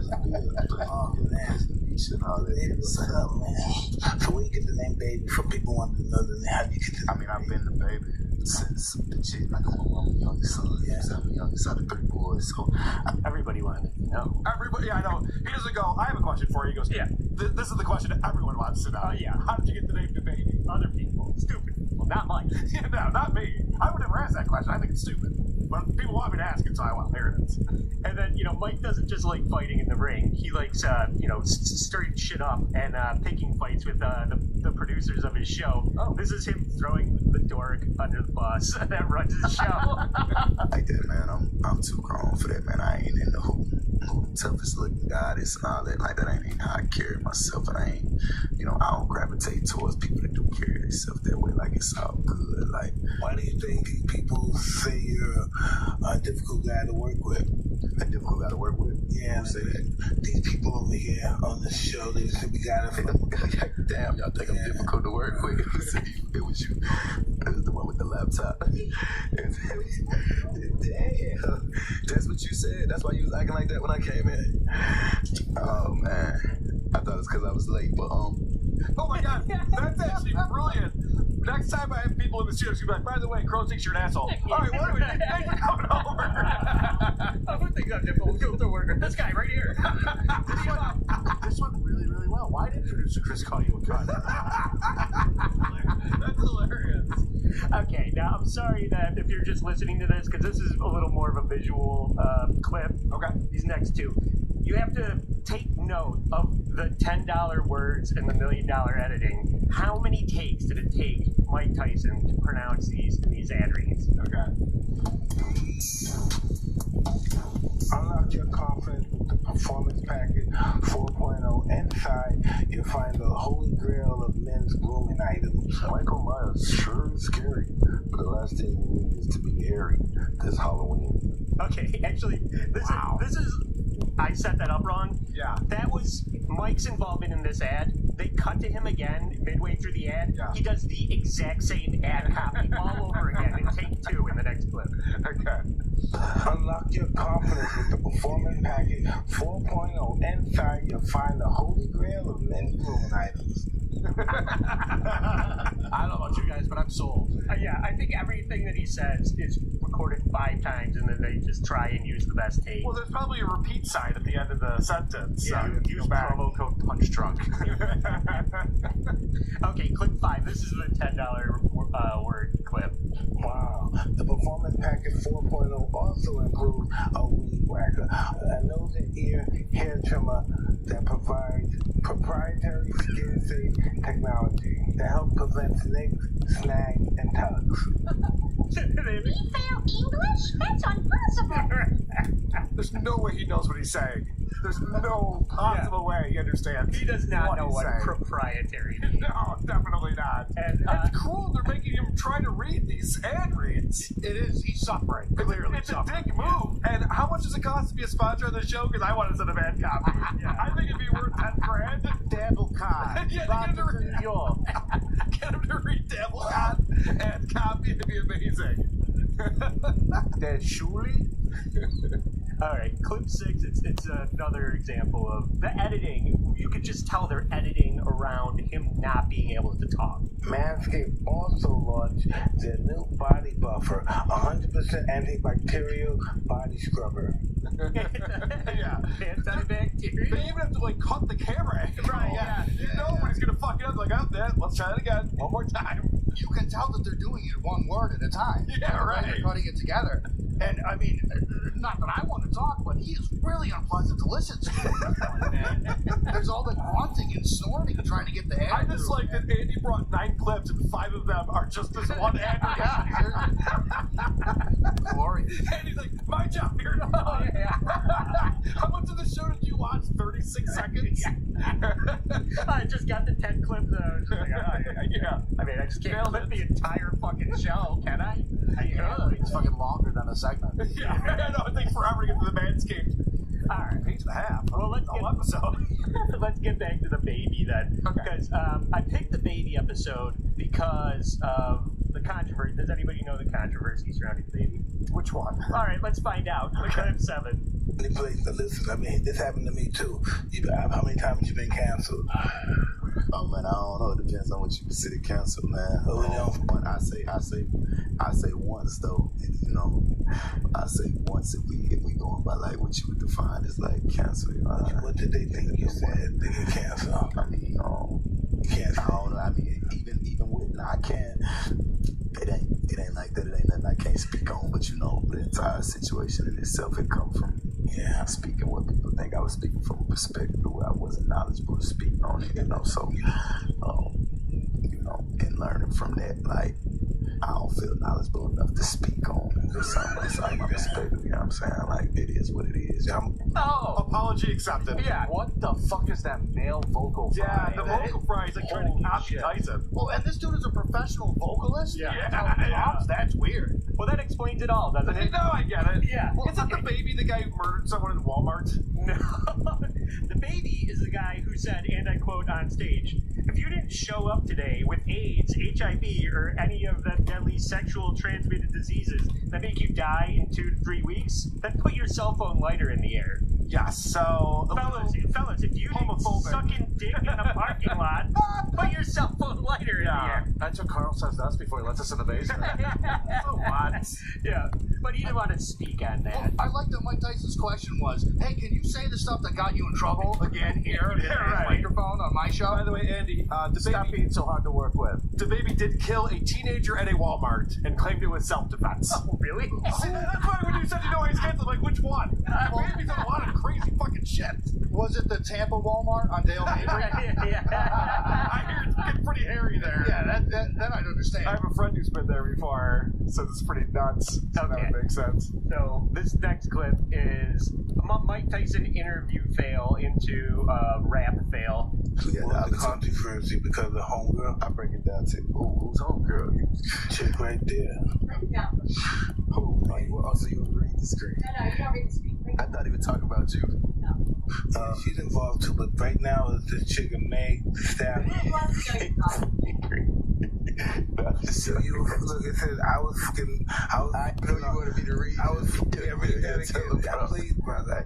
Okay, you can do this, man. Okay, cool. I'm thinking you talk about her, like read it, but act like you told me. I'm not gonna read it. I ain't gonna read it. I ain't read it when I said it, man. I don't write music down. I just it come right off the top. I can read it's a rap. Yeah, you did that. Read it on beat. Rap it on beat, Mike. Please. Please rap it, Mike. Good job. Good job. Get to this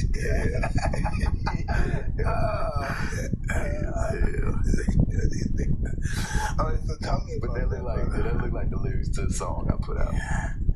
Drugs are bad. You shouldn't do drugs. What a compelling interview. Seriously. By the way, Andy, I'm actually kind of enjoying this. I know that you're trying to get the works to 2022, and I'm like, this is kind of funny.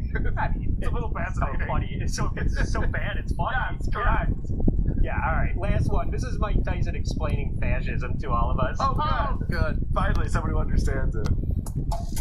I don't know. My take on blackballing is that you fucked up. Nobody's fucking with you. Yeah, that's what blackballing like, is. What's that word again? I use fascist. Yeah, no one could like Italy and Germany, like in the 40s, 20s. 40s, 20s. They didn't like it. They say a company didn't like me. Like Puma didn't like me.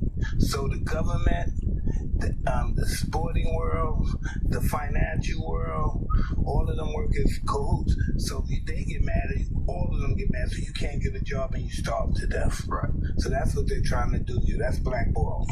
You know, that's like pretty much blackballing. You ever experienced that? Now I get it. You know, that was way closer than I thought it was going to be from him. Yeah. Like, it really was closer than I guessed he was. I thought he was saying, like, fast is like wearing you wear a nice suit. Right, yeah. I got my Yeezys on. I'm fascist. You got a cool hat. He said Italy and Germany. I was like, all right, that's pretty good. It's pretty good history. How many times did that get explained to him, though, before he actually got it? You know, the 40s, the 20s, the Italy, Germany. Yeah. No, that works. Anyway, that's hot boxing. Hot boxing with Tyson. Wow, that's some fun stuff. Best worst of the year. Producer Chris, did you bring in a podcast today? Pardon me, sir. All right, well, you're next in the alphabetical order. All right. So I'll let you take it away. What did you bring for us today? I don't know if you guys remember this guy, Cameron Sullivan.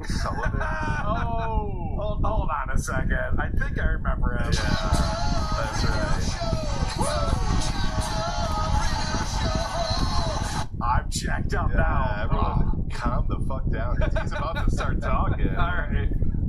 Check out the latest. This is the Christmas Special 2, wherein he brings in a guy from the Retrotainment recast, Greg G-Man Flanagan. Oh, I guess I'm going to go nuts there.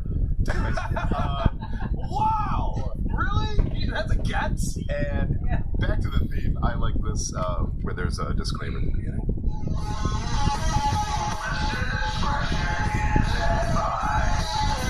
Why is listener discretion advised? Because you should be listening show. to this. That's a good question. It is so vanilla. Let's just get into why I like this guy.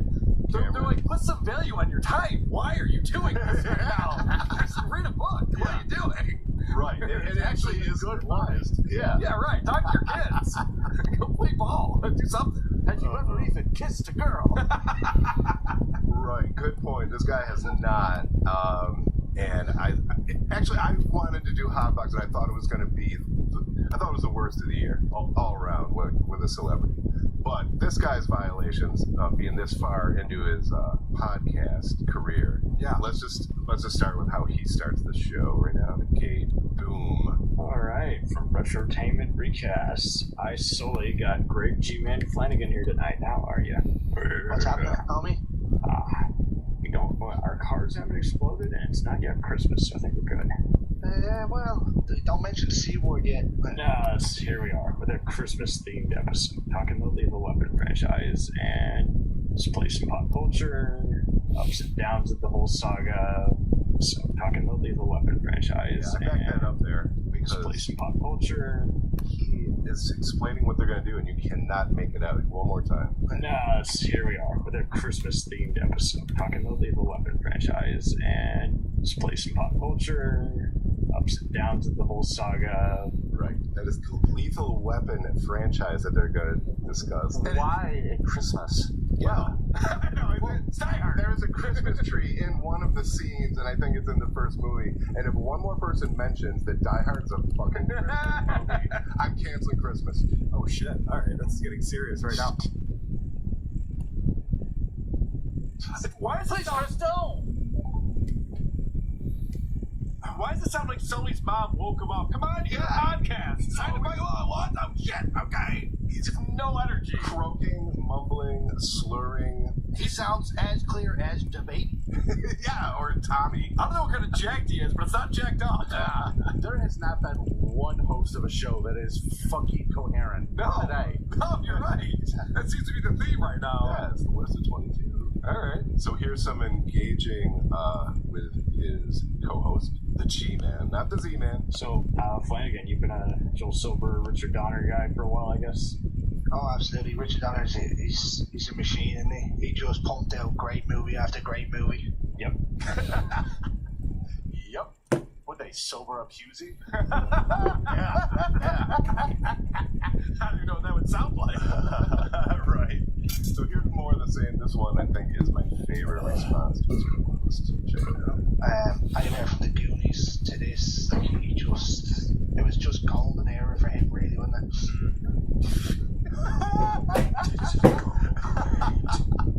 Wow. And from the same collection, this is actually my favorite. Late 80s, early 90s was just gold. Exactly.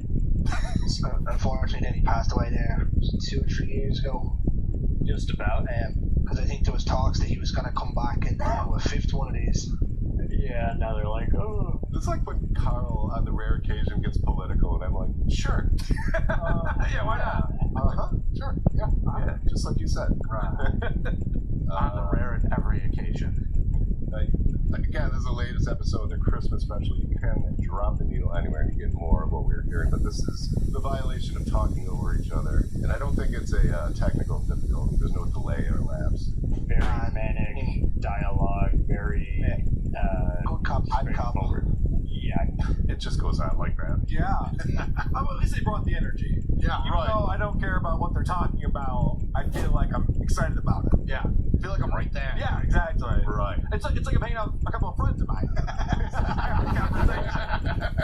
Overdosed on ketamine. The Cable Show. There are definitely more interesting conversations in opium dens than Yeah. Let's see this one. I thought I had a dated preference. With Mork and Mindy opium dens. 1000%. This one is no context, but at the end of this, well, that's just it is kind of interesting how like they used to be fun as a teen, young adult. Now there's times where I'm like, I just can't. It's just too much action. There's just. Do you think everything is too much action for this guy? Settle down, everybody. He's so past my bedtime. This guy sucks. He's so bad. Hey, podcasts like 3 or 4 times a week. You have to get better and shit. You just do it over and over again. I know. You think accidentally he'd say something interesting once in a while. Yeah, right. 1000%. Yeah. Really, what else? This one's labeled no conviction. I don't even remember what it is.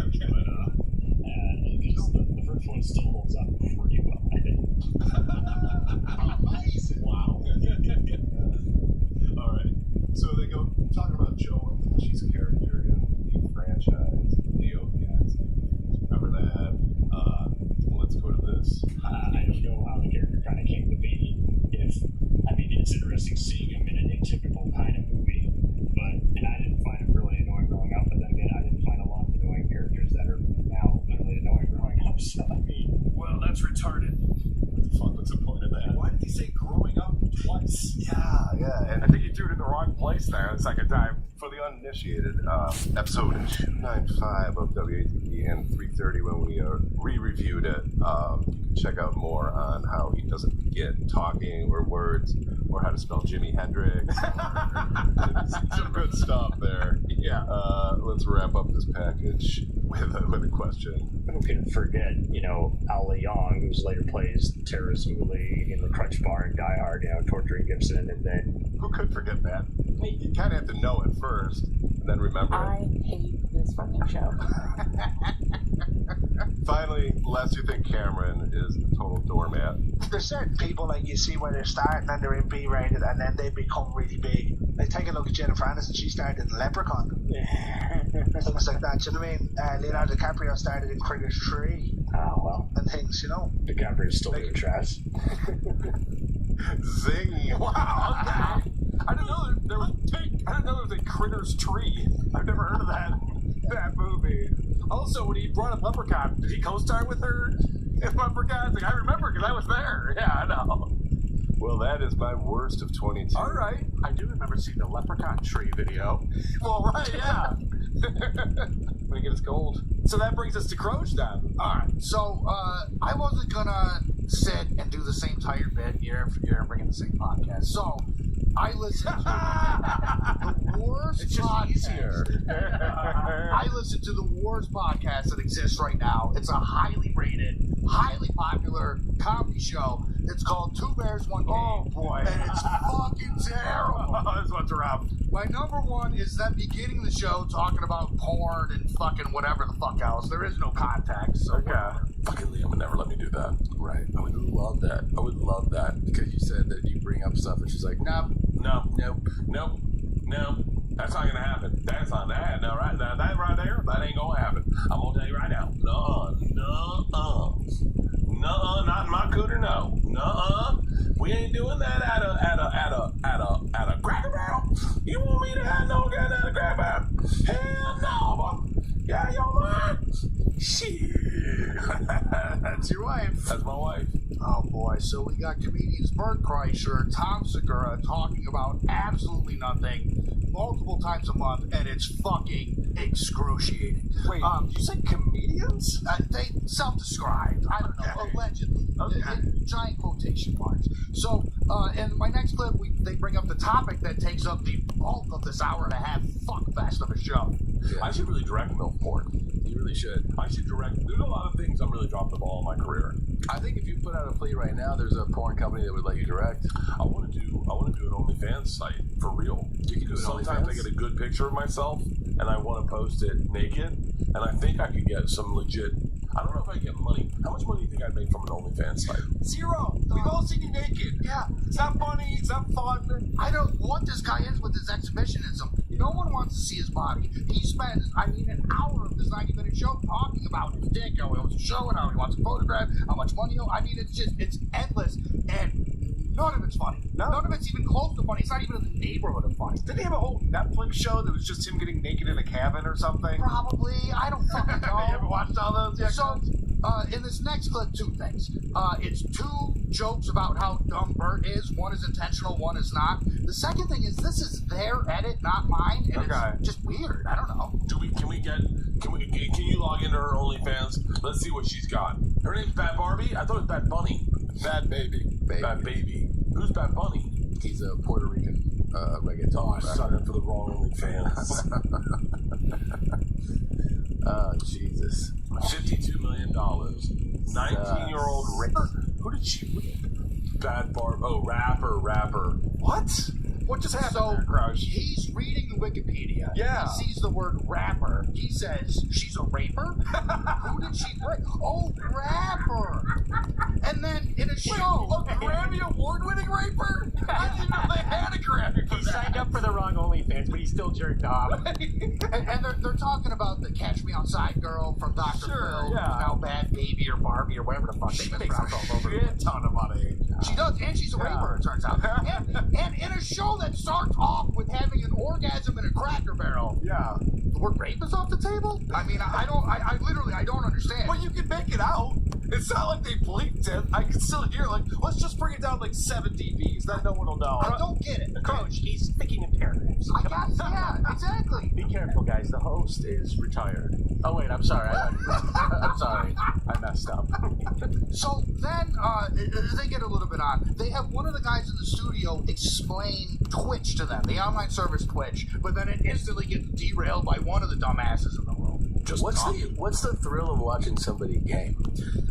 There's a couple reasons. Like, I know if I ever started a new game and like I'm like, oh, I'm dog shit at this, I wonder how a good player plays. Okay. So That that's like a reason, or you just really like their personality. There's multiple reasons. I love when people explain stuff to you. You're like, oh, that does make sense. Yeah, because I'll be like, oh, I just want to play the game. Why would I watch somebody play the game? But Back to Bad Barbie. Let's see her fucking OnlyFans.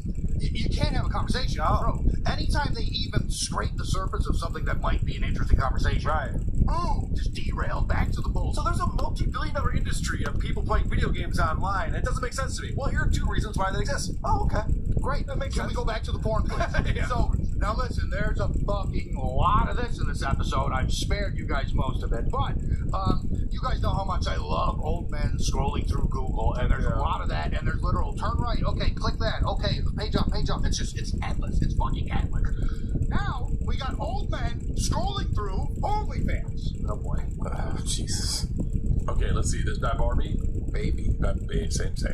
Okay, let's see. Posts. Well, no. It's gotta be Bad Baby. Yeah, exactly. Bad Baby. Bad. That's not it. Bad Baby. Say it again. It's Bad Baby. It's really Bad Baby. Okay. I know his joke structure. All right, Say There it we again. go. That's her? No, that's not her. Who was that? Go back to her.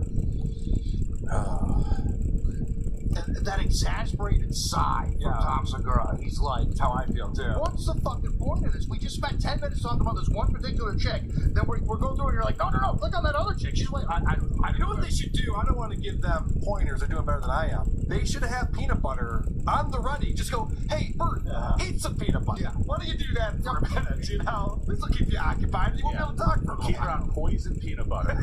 I didn't say that. I didn't say that. They should do like Mr. Ed. Just film him eating the peanut butter and then edit in someone talking, and it'll be fucking great. Someone who's interesting. Yeah. Well, no, they do interesting shit. I lied about the Googling. We're going to do some more Googling. I call this one Google Images Penis Hunt. Okay. Jesus Christ. Is he posing? I'm certain he is. I don't know who he is, to be honest with you. I'm assuming. Leaked image of his genitals went viral. Let me see. Okay. Whose real name is he? What does he do? He's not. Tiger's a rapper. Is he older? That's the gayest thing I've ever heard in my entire life. That's him? Yeah. He's got to have a piece on him. Yeah. Type in his dick. That's it. That's the gayest thing I've ever That's Tommy Lee's dick. Tommy Lee should have an OnlyFans. Type remove OnlyFans. He's a fag.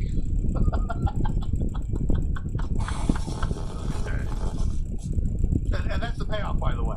One of them snorts into the microphone after seeing a penis on the internet. And then they, this Guys, look at a 60-year-old man's dick. Do guys get naked on OnlyFans? Is that a thing? Probably. That's the only. Probably don't make as much money. It's the only thing, right? Definitely not. That's the only thing. That's what people I sign up for. I don't know. What else is there? There's chicks on there? Gross. And look, we beat this into the fucking ground, but there was so much laughing on this fucking show. Yeah.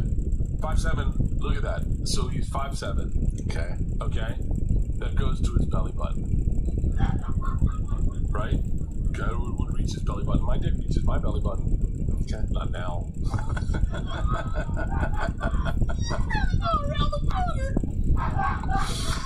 I don't think it's funny. What the fuck is going on right now? I can't even fathom how low your IQ would have to be entertained by this fucking garbage. It is so stupid. It is stupid people having a stupid conversation about nothing at all for 90 minutes at a time. It's fucking. You know what I'm shocked by, Crush? They were able to replace Josh Potter, and they found someone else who would laugh at nothing just as loud as Josh used to. They're like, this is the way to show business. Laugh hysterically at anything Bert Kreischer says. And the guy screams at the top of his lungs. Yeah. I cannot wrap my fucking brain around it. Then, for some reason, and I can't explain it, I listened to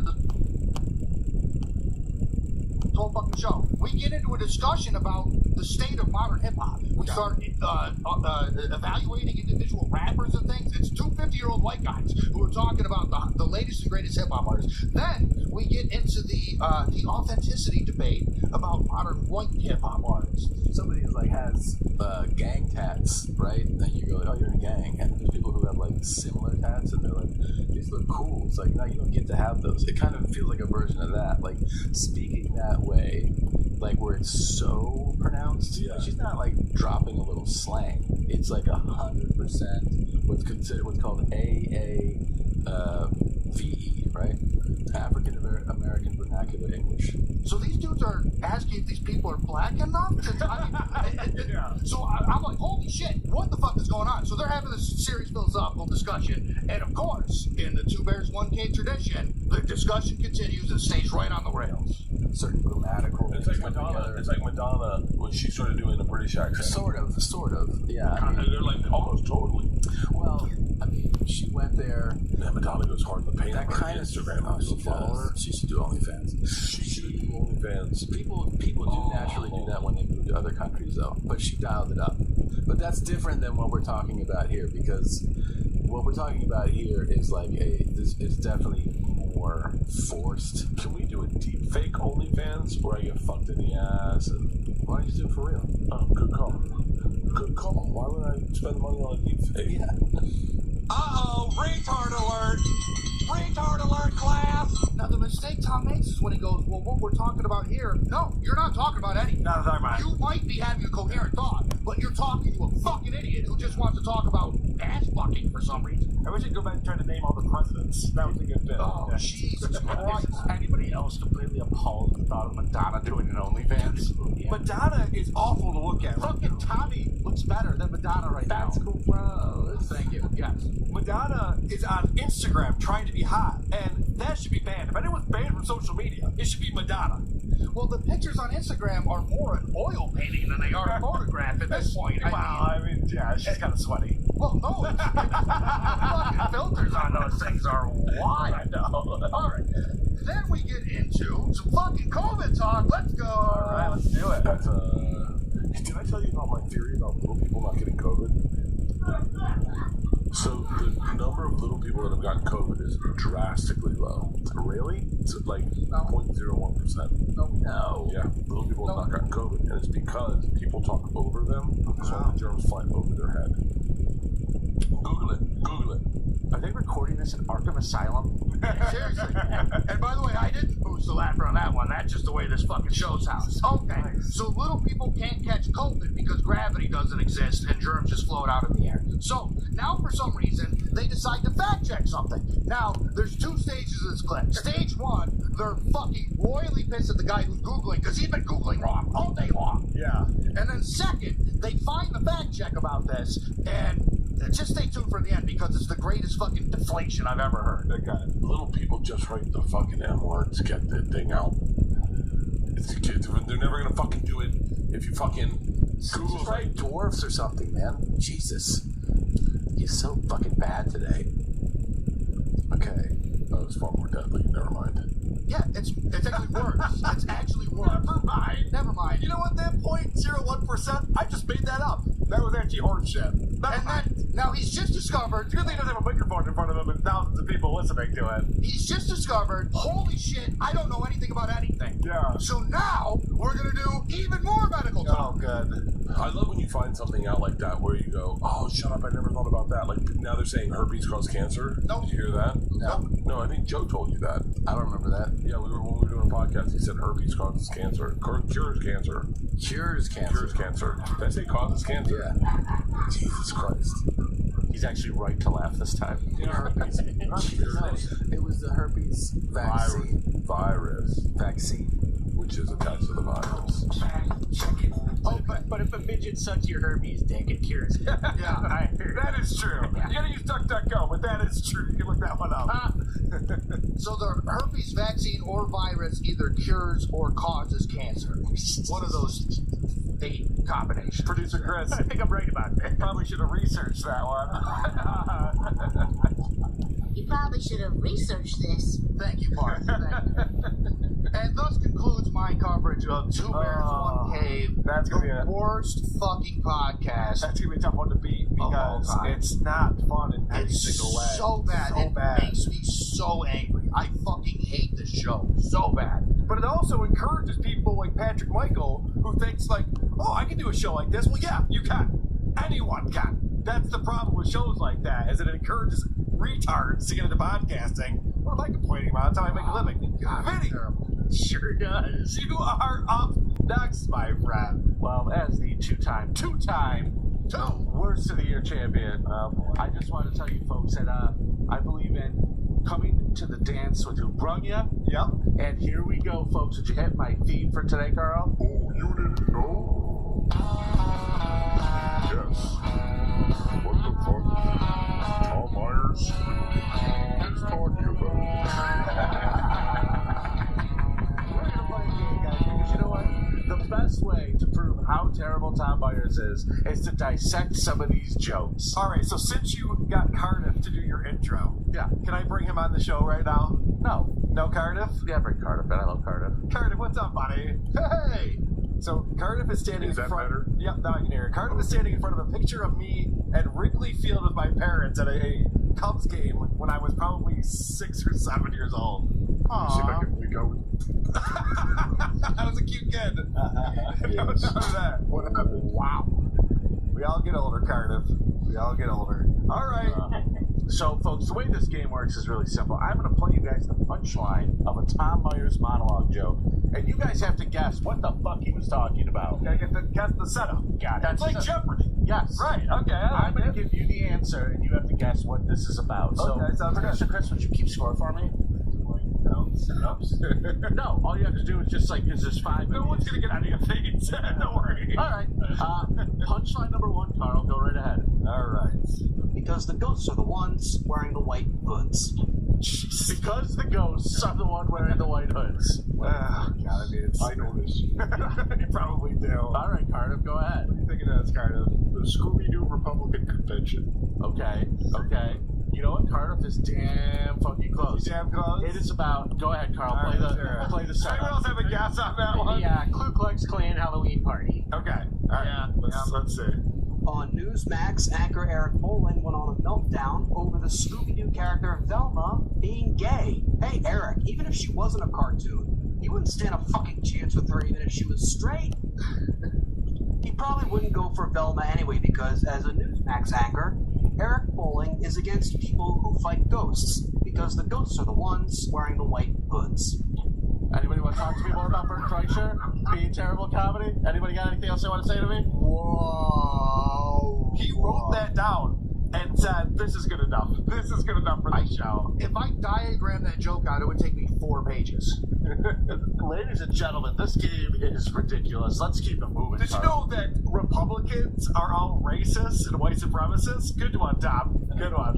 Waka. Pretty good stuff. All right, hit number 2 punchline. It's a living hell. It must be like being Jamal Khashoggi as you're being cut apart by the bone saw, and the perpetrator doesn't realize that you aren't quite dead. God, I remember this joke. I have no idea what the setup is for that. It's so bad. Do you remember we played it on this show? There's so many.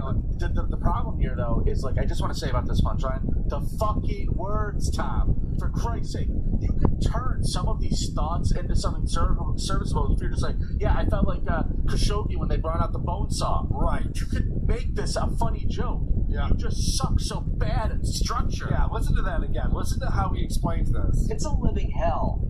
It must be like being Jamal Khashoggi as you're being cut apart by the bone saw, and the perpetrator doesn't realize that you aren't quite dead.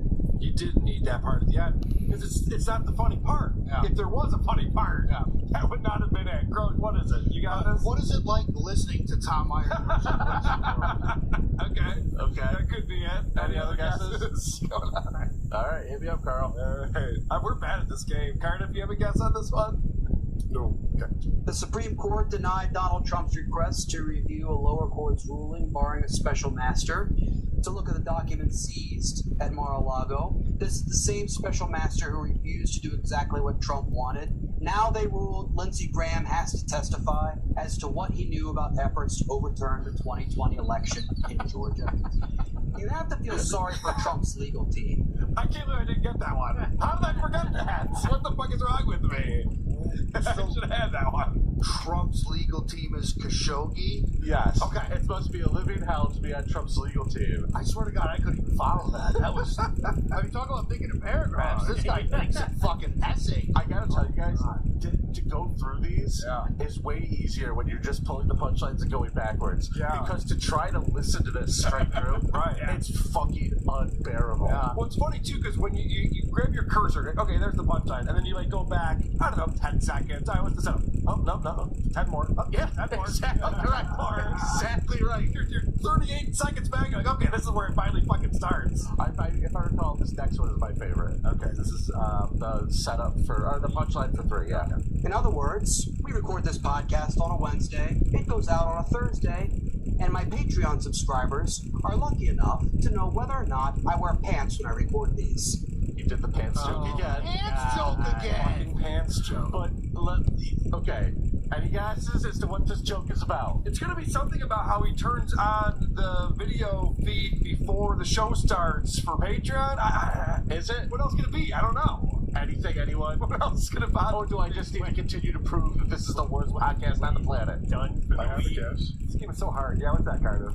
Well, again, because Tom Myers is very random. This could be about Die Hard being the greatest Christmas movie of all time. God damn it. All right. I hope it is. Just a fucking producer, Chris. Let's find out.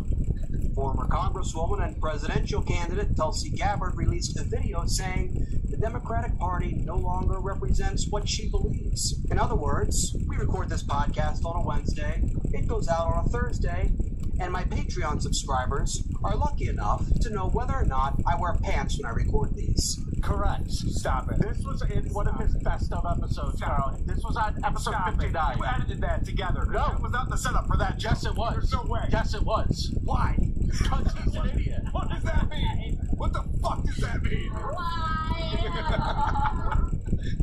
Did I win yet? Shame on me for bringing a show that was fun and like had some entertainment value. You guys are just like fucking boring shit. Where the fuck's my trophy? All right. Well, I'm gonna get one of these. Let's go to number. No, you are not. To which Dr. Oz responded, "Now they tell me." To which Dr. Oz responded, "Now they tell You me." lost to a retard. Let's see. Anyone have any other guesses? An old video surfaced of now Pennsylvania Senate candidate Dr. Mehmet Oz claiming that medical students were required to taste different types of urine. And in response, just about every doctor on Twitter came out and said, no, that doesn't happen. It's not true. Medical students are not required to taste urine. To which Dr. Oz responded, now they tell me. Mental illness can literally drive you crazy. So here's the thing I want to say. Again, it is a joke. There is a joke there. But what the fuck with the words? I know, you are the worst broadcaster You're right. ever. It would have been a decent joke if you would have gotten to it. Just boom, hit it, go. Yeah. Exactly correct. That's why I picked that one. I was just like, just a perfect example of even when he has something, he doesn't have it. All right, 2 more. Yes, sir. I think for next year, I think you should rewrite Tom Myers' jokes. Yes. Punch him up for us next year, Vinny. Yes. There's not enough fucking money in the world to get me to sit down and punch these up. Actually, there is. Maybe a DabbleCon you should do Tom Myers' set. We'll put it on the Wheel of Consequences. All right, moving on. A DabbleCon. Oh, there should be like a DabbleCon consequence, and then you should be spinning the wheel on that. It should be. Guys, I need you to go to the Creep Off subreddit. For Carl, please. I brought a good creep this week. No, we didn't. The only toy I could see putting in one of those is a Hamburglar Gangbang DVD. Okay, first of all, Tom, a DVD is not a toy. That's the funniest joke he's ever told. I got to hear that again. I don't care what the setup is. That's pretty funny. The only toy I could see putting in one of those is a Hamburglar Gangbang DVD. Those words don't belong together. Is there something about an unhappy meal? McDonald's just announced a traumatized children Happy Meal. Okay, you guys. Trump bought it for a football team. You guys are close. This is the closest punchline that relates to the actual joke. Okay. Right here, so go ahead. McDonald's is going to offer Happy Meal toys for adults. The only toy I could see putting in one of those Followers is a Hamburglar Gangbang DVD. So bad. You win. You win. Okay, but hold on. I just want to point out. Fucking thing sucks. A DVD is not a toy, Tom. No, it's not. And there's so many better jokes you could do there. I mean, you could do like birdies, anal beads. Like, it could be sex toy jokes. Sexual, but not porn. A grimace butt plug. Porn is not toys. Correct. So that's what my mom told me when I put those on the Santa wish list. It's not a toy, Carla. I guess I'll take a Cubs jersey instead then. You just go to a Cubs game and take an embarrassing picture? There's a toy. I like how they took that picture, by the way, Carter. Move out of the way. I want to see if I can find the papoose. I want to see if the papoose is in the picture where his mom had to carry him around. Oh, right, guys. I was able to walk. I was able to walk as a child. All right. One more. Here we go. What happened to the adult? Let's one more. Here we go. If only to placate all of the new post Elon Musk Twitter followers. That's a punchline? That is a punchline. I don't know. I have no idea. Let's find out. Wait again? I know he doesn't like Elon Musk. If only to placate all of the new post Elon Musk Twitter followers. Only to embolden. All right, let's find out. Here we go. With Republicans all but certain to take the House of Representatives, their first act will surely be to vote on whether to include racial slurs in the Pledge of Allegiance, if only to placate all of the new post Elon Musk Twitter followers. You could have ended with the setup. They're going to add racial slurs to the Pledge of Allegiance. That's a funny concept right there. And I can actually think of like how to change the Pledge of Allegiance. I'm not going to say it on this show. I'll tell you after the show. Do you know crossover? The setup was funnier than anything he's ever said. Do you know how we were trying to explain earlier how Tommy just doesn't have a grasp on the English language? Yeah. Tom Myers just does not have a grasp on what humor is. No, not in the slightest. He can't figure it out. He's like a fucking alien doing experiments. He keeps trying though, which I like that about him. He's not giving up. So he put out last week episode number 59, which was best of part 3, and then last night. That's the funniest thing. Best of part 3. Well, you know what's funnier than that? So much that's the best. We couldn't get it into one part. Episode 60, best of part 4, that came out last night that I was listening to. And I think he fucked up his editing because some of the same jokes that were in 59 are in 60. Well, maybe there aren't 4 parts of best of for this guy. Yeah, maybe not. He also understands how trilogies work. Even I don't have an ego that big. Tom Myers is the worst, ladies and gentlemen. Thank you. Let's go for the hat trick. Let's just end this now. Well, we will have the voting up. You've now heard everyone's presentation. I have something that I want to play for everyone. This just came in. It's a Cardiff parody song. I don't even think that Cardiff has heard of this one, but it's pretty good. I think you're going to enjoy this. I don't think I like this.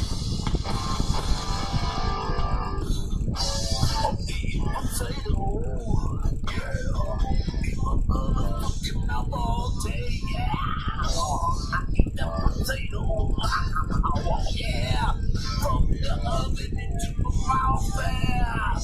I'm gonna eat potato all day, yeah. I don't care what you fucking say, baby. Give me some sugar, yeah. Some sweet potato in my motherfucking mouth now. Come to me, I'm gonna eat your potato all day. You don't know how much your potato means to me. You're not getting it. Now it's funny again. That's fucking hilarious. Wow. I've already reached out to Michael Popov. Do I need to start a Cardiff Electric parody song contest just based on the Cardiff Electric theme song? Because that's pretty good right there. Well, if you do, the instrumental version is on my Patreon. Okay, good. So sign up Cardiff's now. into it, apparently. Sign up today. Very good. And actually, I did reach out to Michael Popok. I just found out today that Michael Popok actually follows me on Twitter. Oh, for real? Yes. Everyone loves you. It's so annoying. All right.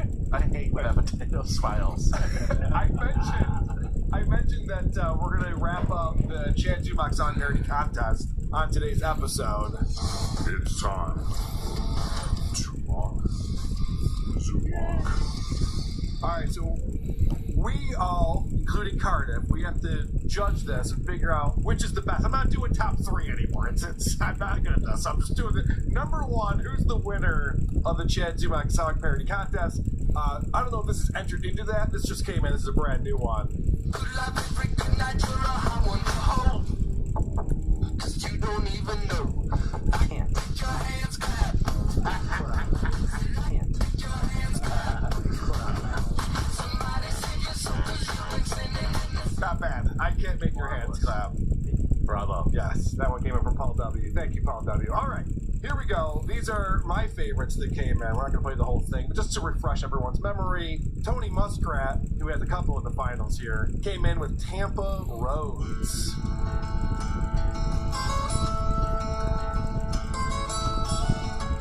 Almost heaven, Planet Fitness, rooting through lockers, stuffed full bags of rich kids.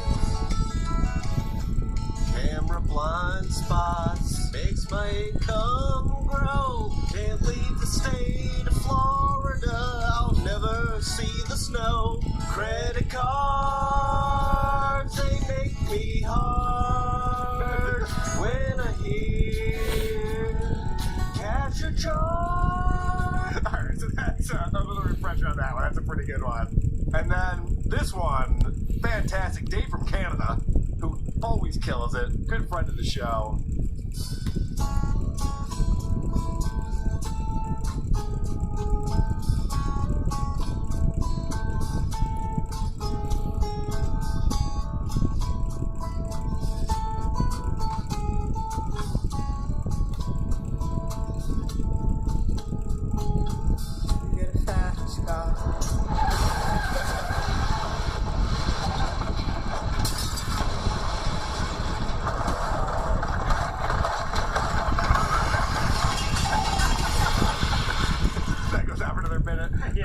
That's the right length of that, though. Yeah. That's a great one because it's talking about that fake car crash that Zumock pretends he got into. By the way, how quickly did that grift go away? When he's like, yeah, the person who hit us doesn't have insurance, and I'm in the hospital, and so is she, and everyone made fun of it. It's like, I haven't heard a thing about that since. Oops. Just like how John's cancer charity patient. Yeah, right. We've never gotten a follow up on the chemo. I assume he met all his goals, his donation goals, and paid all his bills, right? Of course. Okay. All right. This one came in from Ben Hilton. Ben sent in a few. I thought this one was the best. Wow! Chad Zumock's making soccer accounts!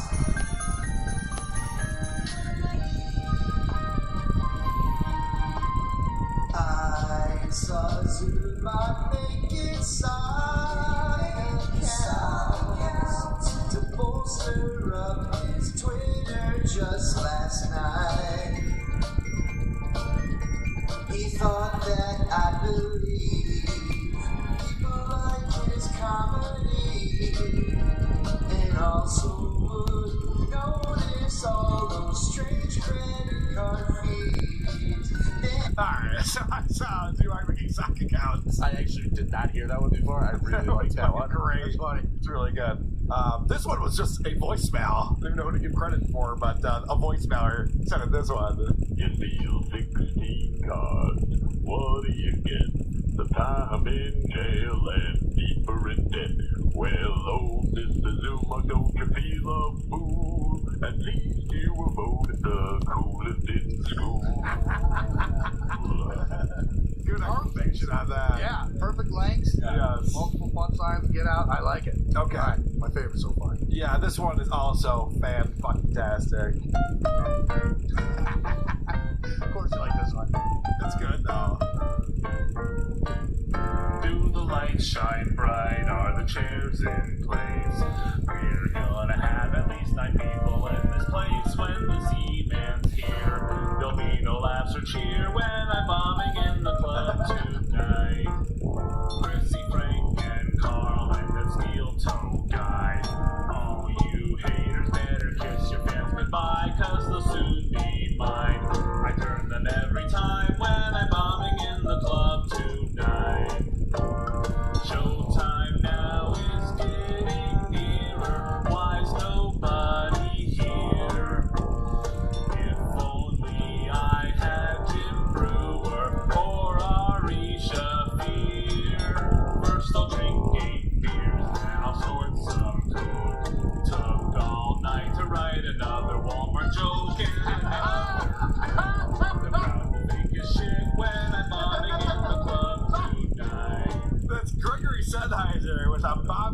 club tonight, which is fantastic. They got the biggest laugh out of the night of all of them. Holy so shit. far. It's really good.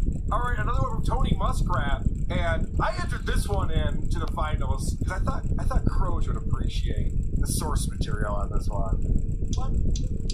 He's not a man who can leave his state.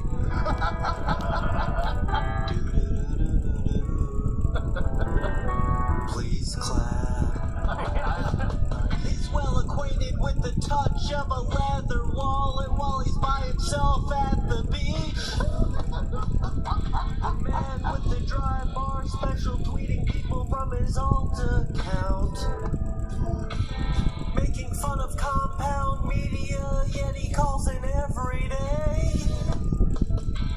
Doesn't understand on your comedy special you shouldn't be doing Florida humor. That sounds nice.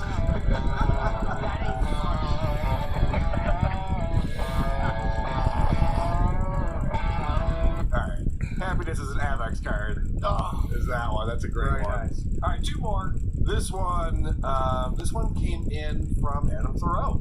Adam Thoreau, who contributes quite a bit to the show, and he sent in a NoFX parody song. I like the thought of stealing credit cards. Look at what I bought. Never thought about the problems of ever getting caught. $50 at Walgreens, vitamin shop. $100 at Target. Oh shit, here come the cops. No, that's no way to act. Suman is a piece of shit. No way to act. Suman is a piece of shit. No way to act. Suman is a piece of shit. That's no way to act. Suman is a piece of shit. 1 mile yell away from perfection. That's pretty good. Producer Chris has reminded me of It's the End of My Career and I Don't Care REM. Oh, yeah. I don't have that prepared for it. I put that out as a YouTube video. Maybe I can find it real quick. But this is the other one that I had for this contest. This comes in from Mitch Roseter, and this is a Real Big Fish parody. The comedy store. I'm gonna open Fortune Brewer. Calls up my stand-up fucking sucks. Tell you I'm cool, but you don't believe it. Please clap for me, oh yeah. Please clap for me, you guys. I'm up and telling jokes to a crowd of 7 people, and my career has fucking died.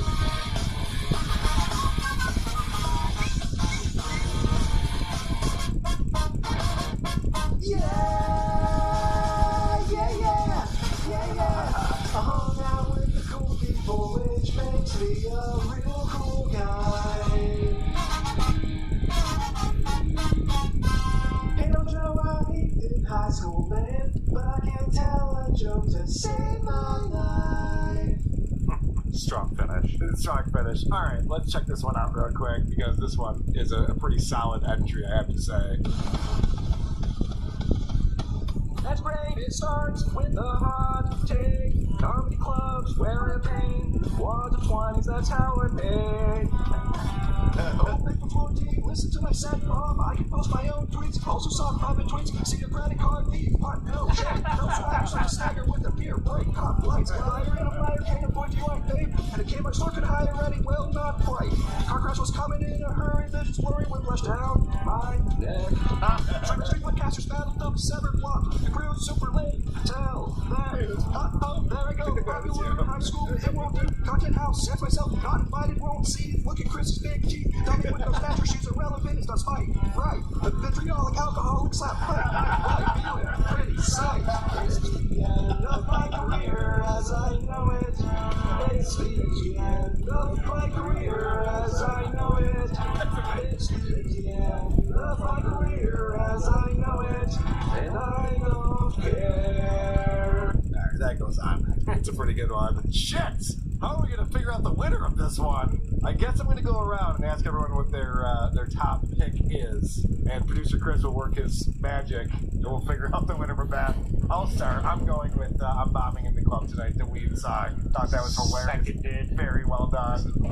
Thirded. Wow. All right. Well, that was quick. What do you think, Crouch? Yeah. Honestly, the voicemailer made me laugh the hardest. Yeah, I know. The voicemailer was great. The Beatles one has so many fucking punchlines in that that it's But my vote doesn't count. So But you're correct. You got Happiness as an Amex card? Yeah, I guess that's it. Okay, Cardiff, what do you think's the best Zumach parody? Well, I like the Dave from Canada one, but I don't want to fuel any nasty rumors about my allegiances.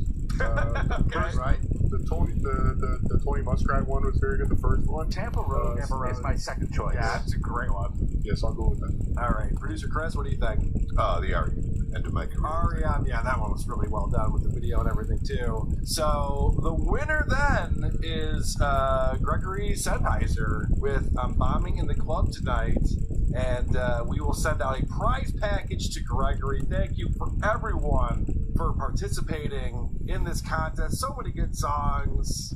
Someone has become a brand new me. A comedian whose titles use loosely.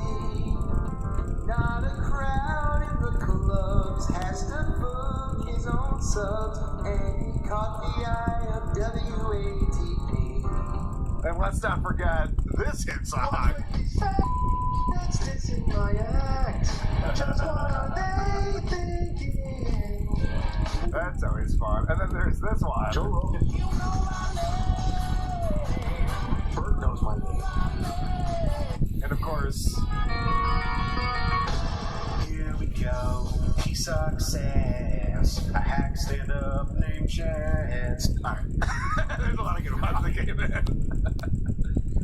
We have a winner. Very excited. Keep sending in your parody songs, though. We will continue to play them. Everyone loves the parody songs. I've never heard anyone say they don't like parody songs at WATP. Universally approved. Yes, it's unanimous over here. We have an amazing brand new game show on this show. Mr. Data Head, master of disguise. You can turn into 50 completely different guys. Is he blind? His hair red? You never know with Mr. Potato Head. He's hot. He's out of control.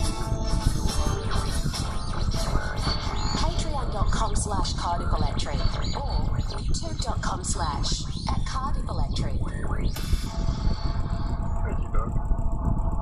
That is Ookla the Mock coming in. All permissions granted for Cardiff Electric's new bumper. Ookla the Mock is singing Cardiff Electric songs Wow, now? they already had that song in the can. They even sold it to Disney. But that's not the point. The point is that we have all rights reserved, and we appreciate that coming in. Doug putting some production behind that. Different mode, of course, the great Cardiff Electric. And Cardiff, I'm excited to play this brand new game. It's called To Catch an Alien. Yes. All right, let's get into it. I'm sure you describe what's going on here. I haven't watched this yet. It's time for everyone's favorite game show today. To catch an alien. Second Or possibly alien hunters. Are you ready to play To Catch an Alien? You know, so that's what I think. With the UFO thing, in my opinion, the tic-tac-toe thing, I don't know. I don't think so. I don't think that was a UFO. I think if they're going to come here, why would you want to be seen? Why would you want it? Because you don't know if we're going to blast them. In my opinion, they've already lost ships. You know, it's kind of dangerous because, you know, you can blow the fucking thing up, you'd never make it back, so whatever time and research they put into it to get it here, we shoot it the fuck down. Why would you come here and allow it to be seen? If you can get from another galaxy, however many gazillion light years away, why would you come here? I would assume that you have the technology where you can make it so you can't see us. Now, if it crashes and lands, well then, you crash and land and the fucking and it sounds insane, but yet possible. But the invisibleness to a human being, you know, we only use 20% of our brain. 25 maybe with the neon, something like that. So the other 75% that we don't use. What did Tommy say next? Here are your choices. Number 1, you would see germs all over your arms right now, and you'd freak the fuck out. You know, if an alien was hiding in plain sight, people would probably find them, freak out, and who knows what would happen then. Next.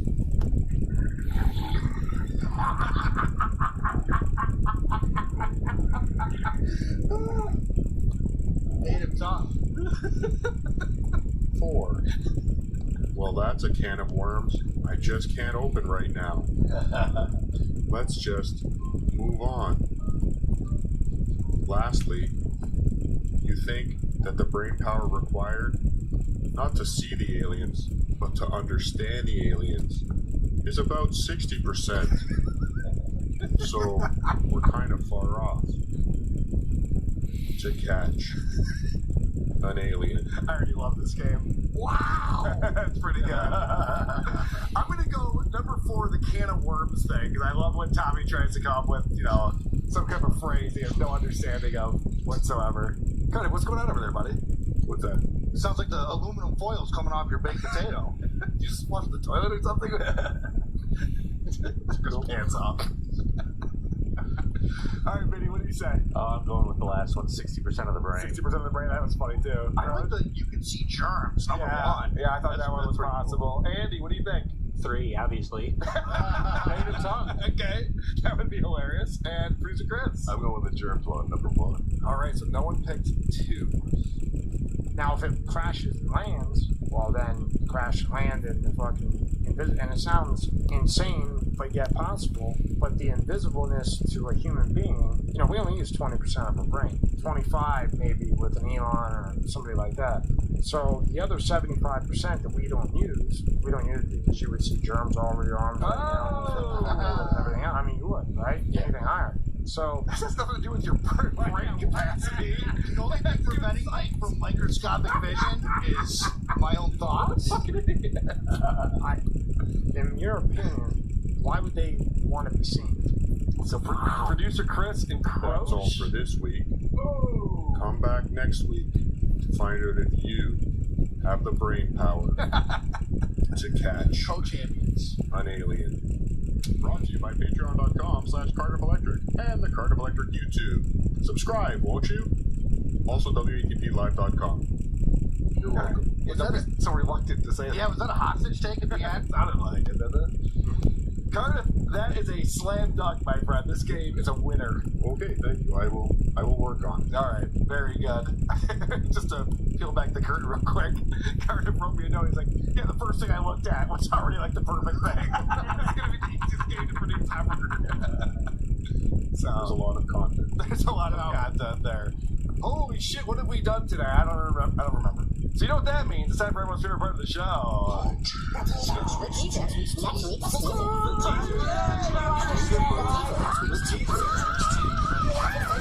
This is the part of the show we tease the next show we're going to do on WATP, and I'm excited to tell you, we're going into Christmas right now. Merry Christmas, everybody. Go Bills. A lot of fun things happening this weekend. But we're not taking off.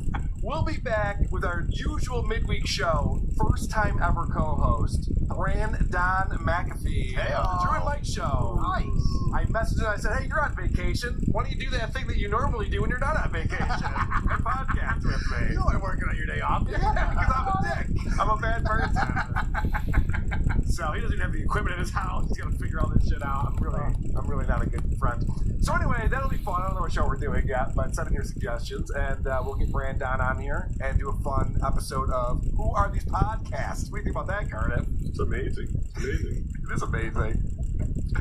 All right. Well, I want to thank you guys so much for coming over and presenting your worst of 2022. No reviews. I'm sorry? What reviews? Oh, yeah. We're going to do reviews. Oh, sorry. Oh, yeah. I didn't realize it's the way Know your role, Cardiff. Jeez, we're going to do all that stuff. I have a few voicemails to get to. I thought for sure Hannah would be here today. Texting with going to bed. The fuck? Anyway, ain't it just like a woman? Well, actually, ghosted during the snow. I should mention this. Holy shit, how did I bury the lead on this one? So we've been talking about, obviously, the horse bikini or what we were going to do. We are launching on Christmas Day. If you're part of our Patreon Supercast, we are going to be teasing the first Hannah pick that will be coming out. And I'm going to tell you right now, it's impressive. It's impressive. It's nothing to shake your head at. She wins. Is that a saying? She wins. You're not the brightest crayon. I know. I'm getting nervous just talking about it. It's not even here. So that'll be really good. You sign up for patreon.com/whoarethisepodcasts. That'll be our Christmas gift to everyone out there. Vinny, what do you want to promote, my friend? The Creep Off, ladies and gentlemen. We're going to be back in the studio on Monday with our year-end episode. We have a special guest. Creep of the Year with our very special guest. First time on the show, but apparently a fan. Brian Johnson. Say it with more confidence, Steve. Apparently a fan. Brian Johnson, tell Steve Dave will be on the Creep Off on Monday. We're excited about that. I'm very excited. Croach, I love that guy. what do you want to promote besides Who Are These Socials? Who Are These Socials? It's your Thursday show. night. Yeah, Thursdays at 6 on the Who Are These Podcasts YouTube feed. Trucker Andy, anything you want to promote, my friend? Yeah, I'll be doing magic at the Super Bowl. I can't wait. What tricks are you gonna do? Turning tricks. Producer Chris.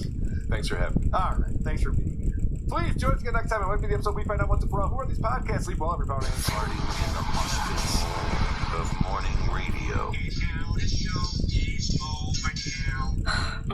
Okay. Great show. Good job, everybody. Great job, everyone. Internet news with Lucy Tightbox. Stephen Hardin comments on our Tommy from MSCS video. LMAO. It's so funny to me how John has opened up all these portals to other people's podcasts to review. Tommy is a goldmine. My pud writes, Tommy is truly special. It takes a special type of person to lie about so much. But his personality is so disarming, it makes you more intrigued to watch more. Plus, he's the best kind of funny. He doesn't even know he's funny. User QS blah blah blah. That bloke moment was the greatest moment in podcast history. Different user blah blah blah riffs.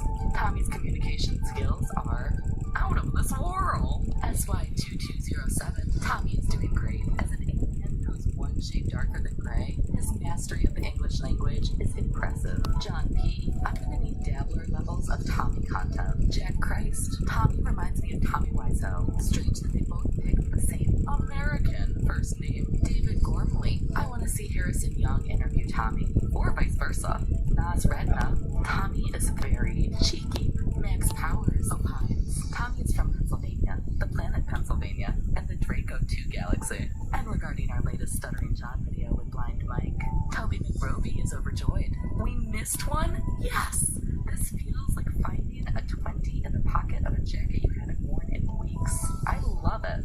K Briggs shares. That 30 seconds of was monumental. If he did his podcast for the live audience, everyone would be cheering. Brad the Impaler. John's palm itching is his brain letting him know that his next batch is ready to shoot and squeegee. JRRD. I envy Blind Mike. He's never had to actually see John's face. Joseph Collins asks if he has a cigarette with every beer, how many packs of smokes does he go through a night? Law Dog points out the only guy to spend 26 years in show business and have less to show for it than anyone. And HD Trip plays us out with. I'm at Universal Orlando for Christmas. My kids wanted to go to Harry Potter World. I told them I'd be ready to go in 25 minutes. A WATP episode of Stuttering John is on. Priorities.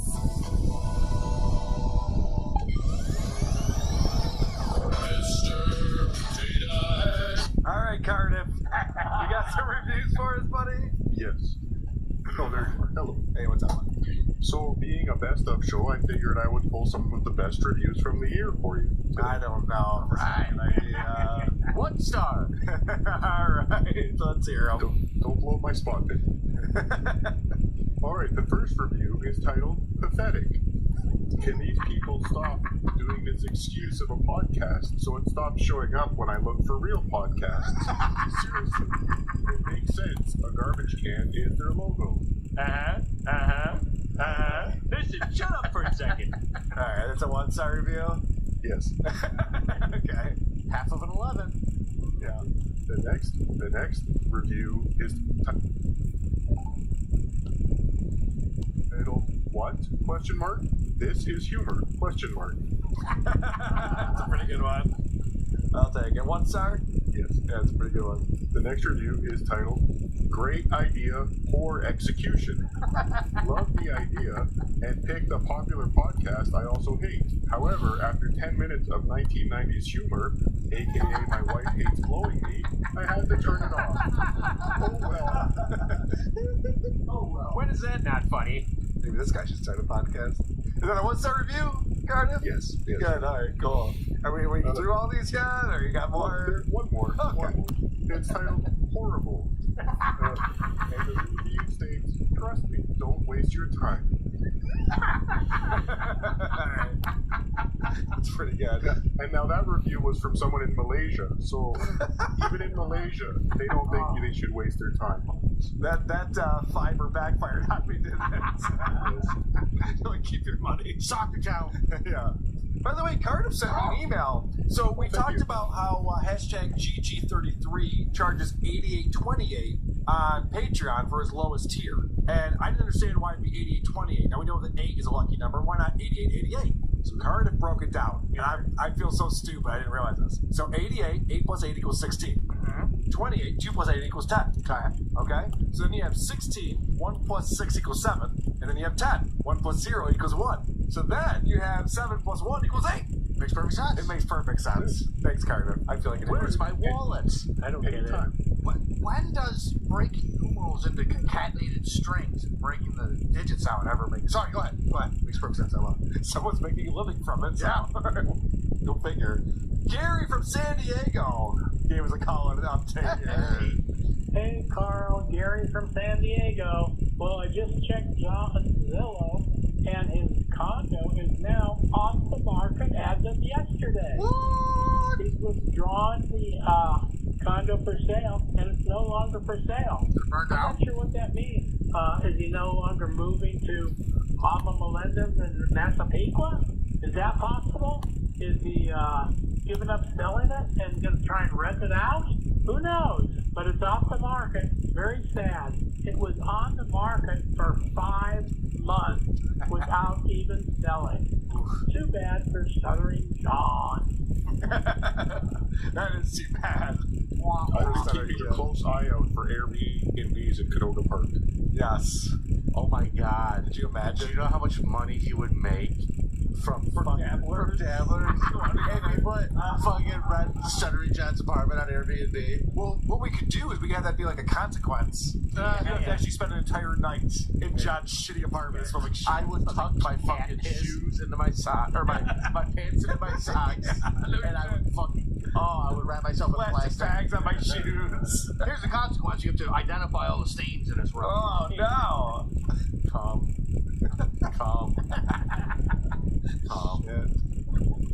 Alright. Anxious Andy called into the show. Hey Carl, it's Anxious Andy. I was just calling, I was just wondering, should I, since I call a lot from the car here, if I should do like a radio podcast, for my car? I mean, it seems like, it works out for Opie, and like, he's WATP famous. I mean, like, what more do you need? I mean, seriously, like, you guys made him real famous. I mean, so that's like really cool. Call you back. Alright, yeah, Opie is famous because of WATP. I agree with that. I called into Steel Toe this morning because it's, Aaron was having a birthday celebration show today, which is always fun when you celebrate your birthday on a podcast. And, tell me about it. I had to deal with all that shit on Monday. Stop it. Stop it. Performing my birthday shows at the Funny Stop. Perfect drop. And Aaron asked me, he goes, how does it feel, Carl? The people that you grew up listening to have fewer listeners than you do. And I went, I'd never stop and smell the roses, do I? That is pretty impressive. Opie's talking to 36 people on his show. Carl prefers a victory lap. That's true, yes. Carl doesn't smell the roses. He streams in them. I'm better than Opie. Hey, Rose, did you hear I'm better than Opie? Hey, Carl. That guy called in about liking the music special, and I thought I'd give you my actual thoughts, because I ripped on you twice, played 2 voicemails, me making fun of you for the music special. I didn't really mind the music special. It's just a lot more fun to call you an idiot. Love you. Yeah, I think everyone's figured that out. Yeah, that's right. All right.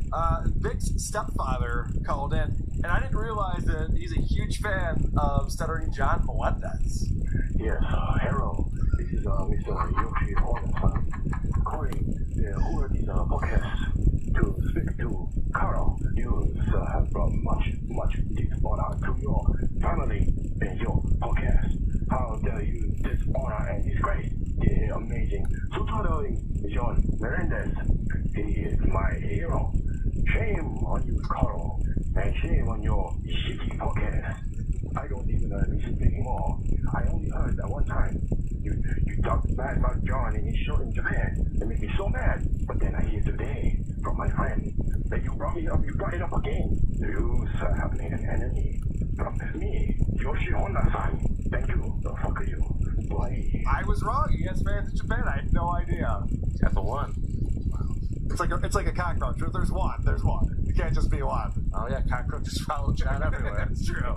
Carter, if you frying hash browns back there, What are you up to, Carter? Making Jiffy Pop on the stove. You nailed it. All right. This is, well, an actual sweet voicemail. God knows I need it right now. I'm not corny. I didn't want to waste this bottle of Jim Beam without saying to you, Cole, since episode 120. I love you, man. I love Jandy Jingles. I love Ken. I love everybody. And I want everybody to have the greatest of holidays. And love you, man. Call me back if you want. I might not answer the... I don't have a drop for that one. Let's try and call him. Love you too. What show does that guy listen to? Thank you very much. He was trying to call Sarah Silverman.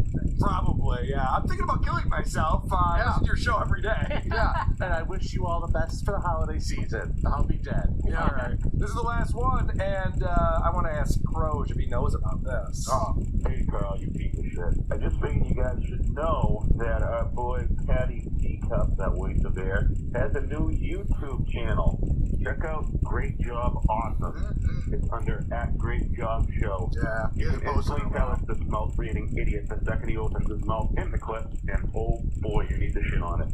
Alright, go fuck yourself. Love you guys. So you do know about the Great Job Awesome YouTube channel. I've gotten a few notes about that, so that's not anything new then? He hasn't posted in a while on there. Yeah, he does that. You know, he starts a new thing, he floods it with content, but like mostly teasers for content that never appears, and then just leaves it abandoned. I've noticed that. I have noticed that. Who was his sidekick? The Trey Peacock. Trey Peacock.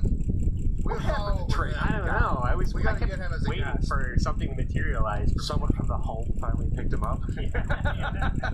But somebody got him in a butterfly net. Trey Peacock has stopped responding to me on Instagram. Oh, no. On Mikey Block.